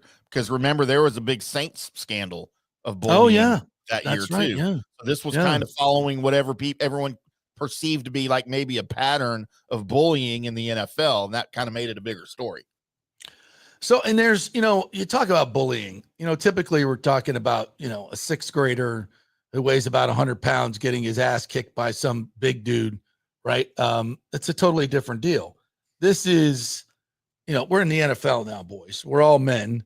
And there's, I'm not going to say it's like ritual hazing, But there are certain things that happen in the NFL, and if they perceive you as being soft, there are certain things that your teammates are going to do to maybe not make you soft, or to say, hey, man, you're in the NFL now. You got to, man the F up. Let's go. It's a violent game. It's not for pussies. And it's, this is not, it's different. And my livelihood depends on your livelihood. It depends on how you play. Like, you're affecting my livelihood if you're playing like a wuss. And so, again, I don't necessarily agree with all the tactics that Richie Incognito used, but then he got suspended. If I'm not mistaken, he was out of the league for like a year and a half. Cost him big money. Yeah. So anyway, he eventually just walked away. He never came back. He just walked away from the game. Right. And never went back to football. Incognito came back. Yeah, sorry. Yeah, but he was suspended for a year, was he not? He lost at least $10 million because of this. Yeah. That's a lot of money. It's a lot of money. Yeah, especially 12 years ago. So and so it came out yesterday that his Jonathan Martin said, nah, it was really more my mom that said that. So Jonathan Martin has come out and said, because he's back in the news for some other stuff that he's doing. He's since football, he's gotten his bachelor's degree. He's gotten a master's degree, and he is a big time financier now. Like, he's all into crypto and Bitcoin, and he makes the speaking tours and stuff at universities and colleges and other places. And he never, ever talks about his time in the NFL. As a matter of fact, when he is introduced at these speaking engagements, he asks, you can say I'm an ex-professional athlete. That's as far as I want it to go. He doesn't really look back on his time in the NFL, because although maybe bullying didn't take place, it wasn't the best experience for him. Okay. He wasn't very good. All right. And that's kind of what started this whole thing. When he joined the Dolphins alongside Richie Cognito on the offensive line, the team asked Richie Cognito to sort of mentor him, big brother him. Right. Well, sometimes when you're a jerk, like Richie Incognito still is, all right. Yes. Bullying or whatever, big brothering there's a lot of tough love involved. And so There were situations maybe where there were, racial things, because Jonathan Martin's Hispanic and black and all of these things. So there's no question all of these things happened. Well, he used to go and talk to his mother about this because he just needed to talk about it. So his mother is the one, as you said, that went in and I think reached out to a local television station about this. It was never Jonathan Martin. However, when all of this stuff blew up, Martin didn't really do anything to necessarily stop it either. Well, now he has come out and said, I never, ever cried bullying about this, and I've been trying to straighten this story out for 10 years. Wow. He said, the quote is, I never believed for a second I was being bullied. That's a quote from Martin. He says, it's a story I've been trying to fix for 10 years, end quote. So while the situation did not happen as we all were led to believe, by the way, Pro Football Talk and Florio has a lot to do with this, because he was part of one of the media outlets that was pushing this thing big time. I believe ESPN and Adam Schefter had a lot to do with this also with their followings. But while it didn't happen necessarily the way we were all led to believe at the time, there were certain improprieties that happened between the two. Like, they don't talk, and also Incognito had a reputation of this. So it's not like he was just some random offensive lineman who was asked to mentor a guy and then these came out. Like, he had been on other teams and been not kicked off, but traded or not re-signed on I think he was with the Bills. Maybe that was later. I don't remember when he was with the Bills, but like the teams did not like him anyway. And so, he had a reputation that preceded all of this anyway. So it made it very believable. But the fact that all of it was blown up to the point that it was, and Richie Cognito kind of becomes, I hesitate to use the word victim in this, because he certainly was not innocent in anything that was happening. But because of his reputation, he was named in this, and this whole thing was perpetuated. Well, now he's kind of the victim because, yes, he basically had to leave football for a number of years for a year and a half, 2 years, and lost his income. Well, now he's talking about suing the league, suing Mike Florio, suing Adam Schefter suing all of the people involved in this to get his money back, which good for you. I mean, you probably should, right? I would not fault him at all for that, but it just goes to show these huge stories like this, there's always more to it. And we even tried to get more out of it, I think, at the time, because it just was almost so unbelievable, right? Yeah. That this was happening in that day and in this day and age, that something like that could occur within an NFL organization or multiple NFL organizations. But now here we are 10, 12 years later, whatever it is. Now, and I have no idea why it took this long for this to come out. If Jonathan Martin really wanted to end this, he could have ended it back then. He could have done it back then. Yes. A long time ago. All right, college football. Last couple days, the movers and shakers have been meeting to figure out how they are going to put guardrails on this NIL stuff. The House settlement is getting done. So this is part of the agreement. And these are very large, kind of nebulous guidelines here that we have now, but it's basically going to be like a professional league in a lot of different ways. So there's going to be a new corporation, basically an LLC, that is formed with a CEO. One of the accounting firms, I think, is going to run this, and they're going to they're going to track the NIL deals, make sure these NIL deals are legal, written on paper. And and each team's going to have a salary cap of about $22 million in the revenue sharing deal that comes out. And there's going to be penalties for teams that go over the cap, the teams that tamper with other players. So, there's, if you screw it up, if you go under the table, it's almost like, we're just going back to the old days where teams will try to cheat, because teams have more money than the 22 million. They'll try to cheat, but there's going to be, and it's not going to be the NCAA doing the enforcement. This is going to be like real accounting people, hopefully, not politically motivated and all this other stupid crap that the NCAA used to do. So there's going to be a system in place that's going to track all these deals, and you're going to have so much money to pay. So we should have a cap, and it's going to be something reasonable that even, some of the smaller schools, and they're going to be getting money from the revenue sharing deal. So USF conceivably should have the same amount of money for their, NIL deals, paying their players. I shouldn't even say NIL, but paying their players as other teams. As I understand it, I don't, everything's kind of preliminary, but that's kind of the global thing that they're trying to do here. Could be coach suspensions if you screw this up. So that looks like that's coming in line next year. Now, Paul Feinbaum was talking about the expansion to 16 teams. So the SEC and the Big Ten are building momentum for further expansion of college football playoff. This is according to Ross Dellinger from Yahoo Sports. Executives of 10 FBS leagues in Notre Dame signed a memorandum of understanding handing control over to two power conferences, per the report, the SEC and the Big Ten. Within the SEC and Big Ten, momentum is building to further expand the playoff to 14 to 16 teams, assign multiple automatic qualifiers per league, as many as 4 each for themselves, and finalize the scheduling arrangement together that may fetch millions in additional revenue from TV partners. So, yeah, the Big Ten and the and the SEC are going to make this a 14, 16 team playoff. Each of them are going to get 4 automatic qualifiers. You cool with that? I don't have a problem with that.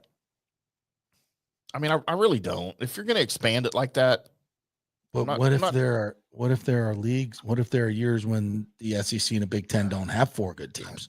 I know. Does that mean they're going to get in anyway? Yes, they're automatic qualifiers. Automatic. That means doesn't matter if you suck, you get in.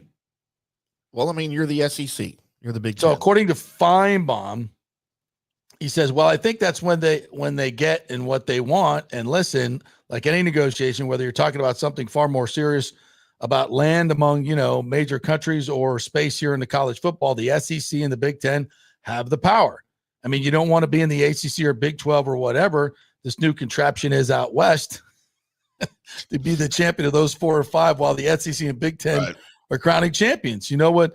That's not going to work. And the big networks are ready to be with you. So they're going to play along. I think that's really that's the dirty little secret here is the SEC and Big Ten can probably get away with whatever they want. And he's right. Yeah. It just doesn't seem right. They run the show. Yeah. So if You you're don't not like in the it? Don't play SEC and the football. if you're not in the SEC or Big Ten, F you. Kinda, yeah. Is I mean, that I don't what know how it's the become? I don't know how the Big 12 feels about that. I don't know how the ACC feels about that. I mean, I feel Not like well. last year, Not well. there were better teams in the Big 12 than there were in the SEC. That's right. And that's the whole thing. Is this now we're going to codify that the SEC and the Big Ten are just better than everybody else when parity is coming or is already here. It's already here. Because of NIL. And now we're going to set up a system where everybody supposedly can spend the same amount of money on players, but we're going to just grant the SEC and the Big Ten 4 automatic bids. Out of 16. That is right? that out of 14 or 16. So 8 spots. The rest of you peasants fight amongst yourselves. I mean, that's not right. Whatever they do, however they format this, and again, you're not going to satisfy everybody. Yes, but however they satisfies this, everybody. You have got to get rid of the first round buys. I'm not a fan of that either. That was a fiasco this past season. That's got to go away.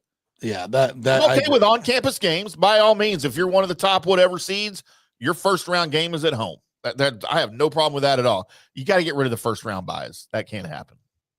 Crazy. Absolutely crazy. All right, spring football games may be going away, says Matt Rule, because you know what happens after spring football? Portal opens. Portal opens up. So he doesn't want to put his players on display. Like say he has a freshman that, was a 2-star, gained 30 pounds in his redshirt year and is now, the best running back on the team. And he's going to go out there and play. I mean, by the way, Matt, you don't have to play the guy in the spring game if you don't want to. I don't think he understands that. Put him under reps. But, but this is what these college coaches do, man. They freak out. They're all so freaking paranoid. And I understand you don't want to lose your best players. But if it's like, I got some guy that runs for 200 yards in the spring game, guess what's going to happen? Everybody's going to come pilfer my players. Everybody loves the spring games. Does it not matter what the fans want? Are we not ever thought about at all? Like maybe we'd like to see the spring games.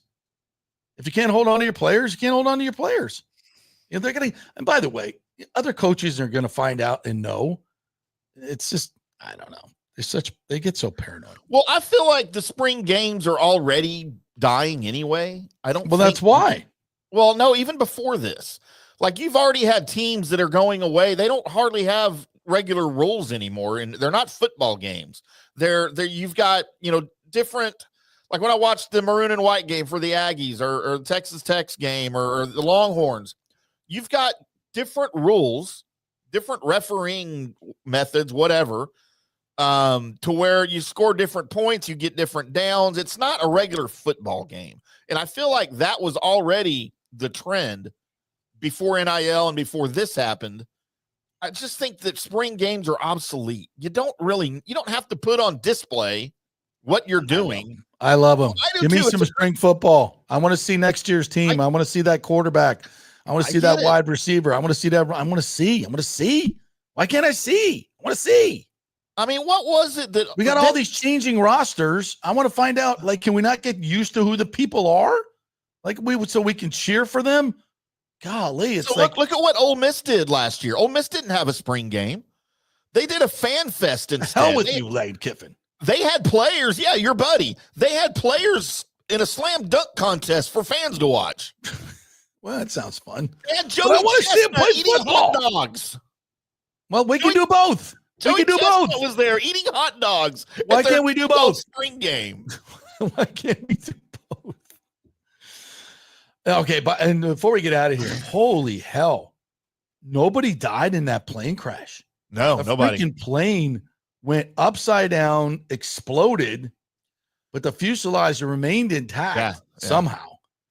And if you haven't seen this video, I mean, whoever was driving that plane, dude, pilot, can we set it down a little?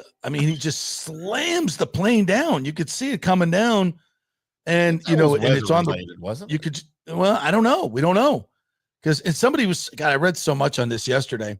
Someone was saying when there's snow on the runway, your depth perception is effed up, so you don't know how high you are above. It's like, well, aren't we cleaning off the runway before we land? What happened? Like there are no runway lights. Couldn't see any lights. There's snow everywhere. Probably shouldn't be landing. Yeah, well, whatever. And then you can see the right landing gear just collapse because the plane gets slammed down on the right side, breaks off the right wing, which causes the left wing to flap up, which turns the plane over. And then everybody walks out of the daggum plane. God, thank the Lord, but holy shizbang. Assume How did that happen? positions. Yeah. But it looked like a normal landing. They wouldn't have been in crash position because it was coming down, and then it just like really dropped quickly, and it kind of slammed down, and the landing gear on the right side broke, and all hell broke loose. But thank the Lord, all those people made it out, man. That is crazy. I don't know if I'm okay to fly right now, JP. I know. I'm not. Look, I used to fly. I was a private pilot for a number of years when I could afford to do those things before kids came along. Right. And I might not fly right. Like Johnny and I are talking about driving to Tampa for the Valspar. We're actually talking about driving. Yeah, well, driving, I enjoyed. Well, I prefer to drive. Not I-4, but just in general, I don't mind driving. Yeah, I'm supposed to take a flight on Thursday on Spirit. Uh-oh. Well, it's good knowing you, JP. I'll carry on the legacy of the show for you. and you know what else? It's going to be cold as hell while we're flying too. So, where are you going? Going to Atlanta. Oh, it is going to be cold in Atlanta. Yeah, a little quickie. Buy you some Falcons gear while you're up there. Mm-hmm. Yeah, we'll be have lunch with Raheem. All good on that. I'd love to see Raw though. I know absolutely. You know what I do want to see? So, among the amazing things that Doge is doing and Elon Musk, Elon now says, I want to do a live audit of the gold in Fort Knox. Remember the Al Capone's vault that the Geraldo Rivera they opened up live? Empty. Can you imagine? Let's do an audit of the gold in Fort Knox because allegedly there's none in there that the Rockefellers all stole.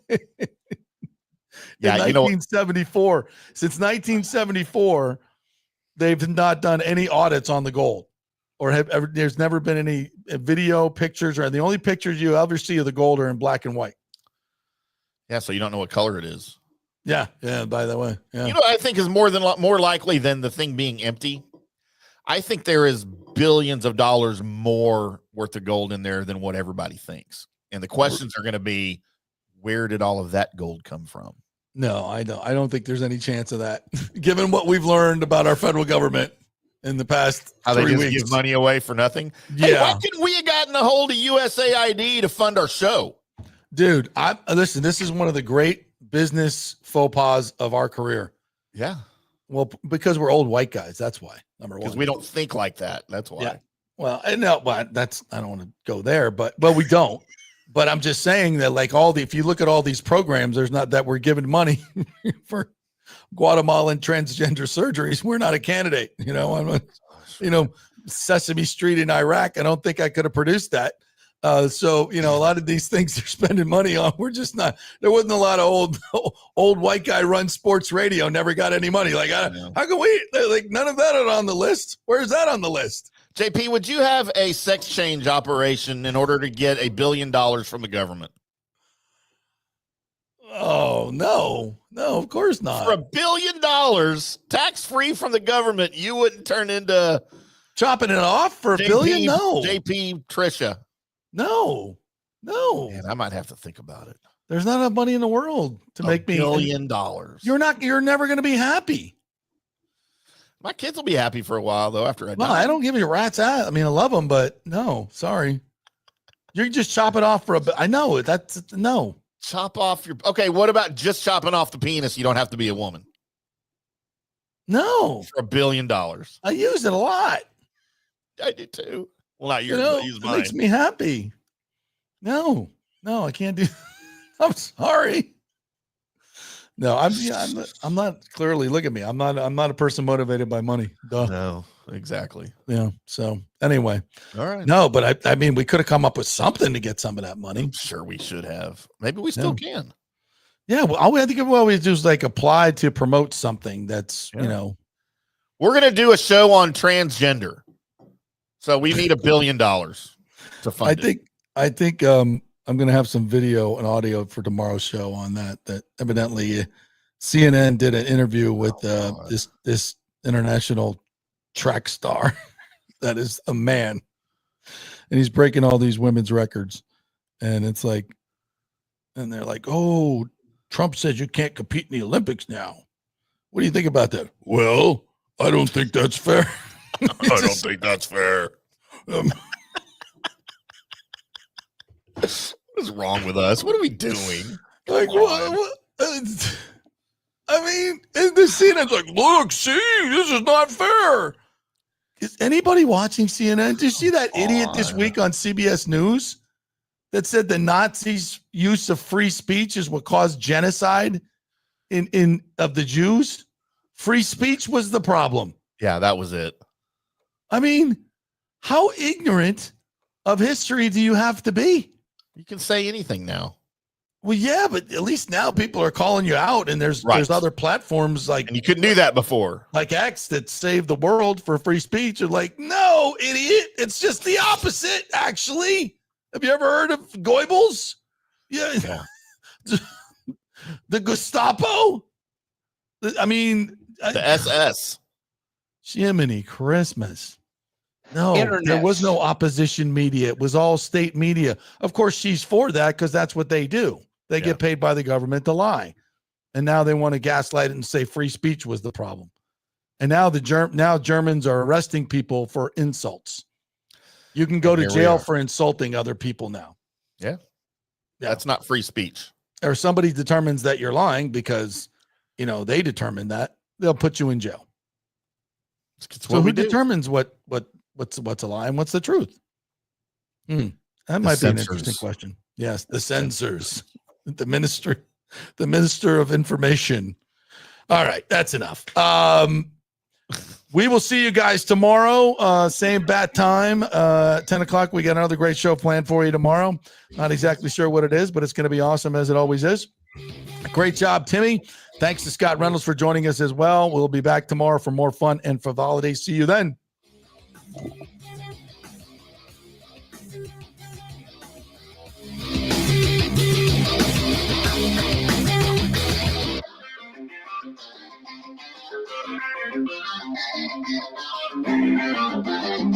you.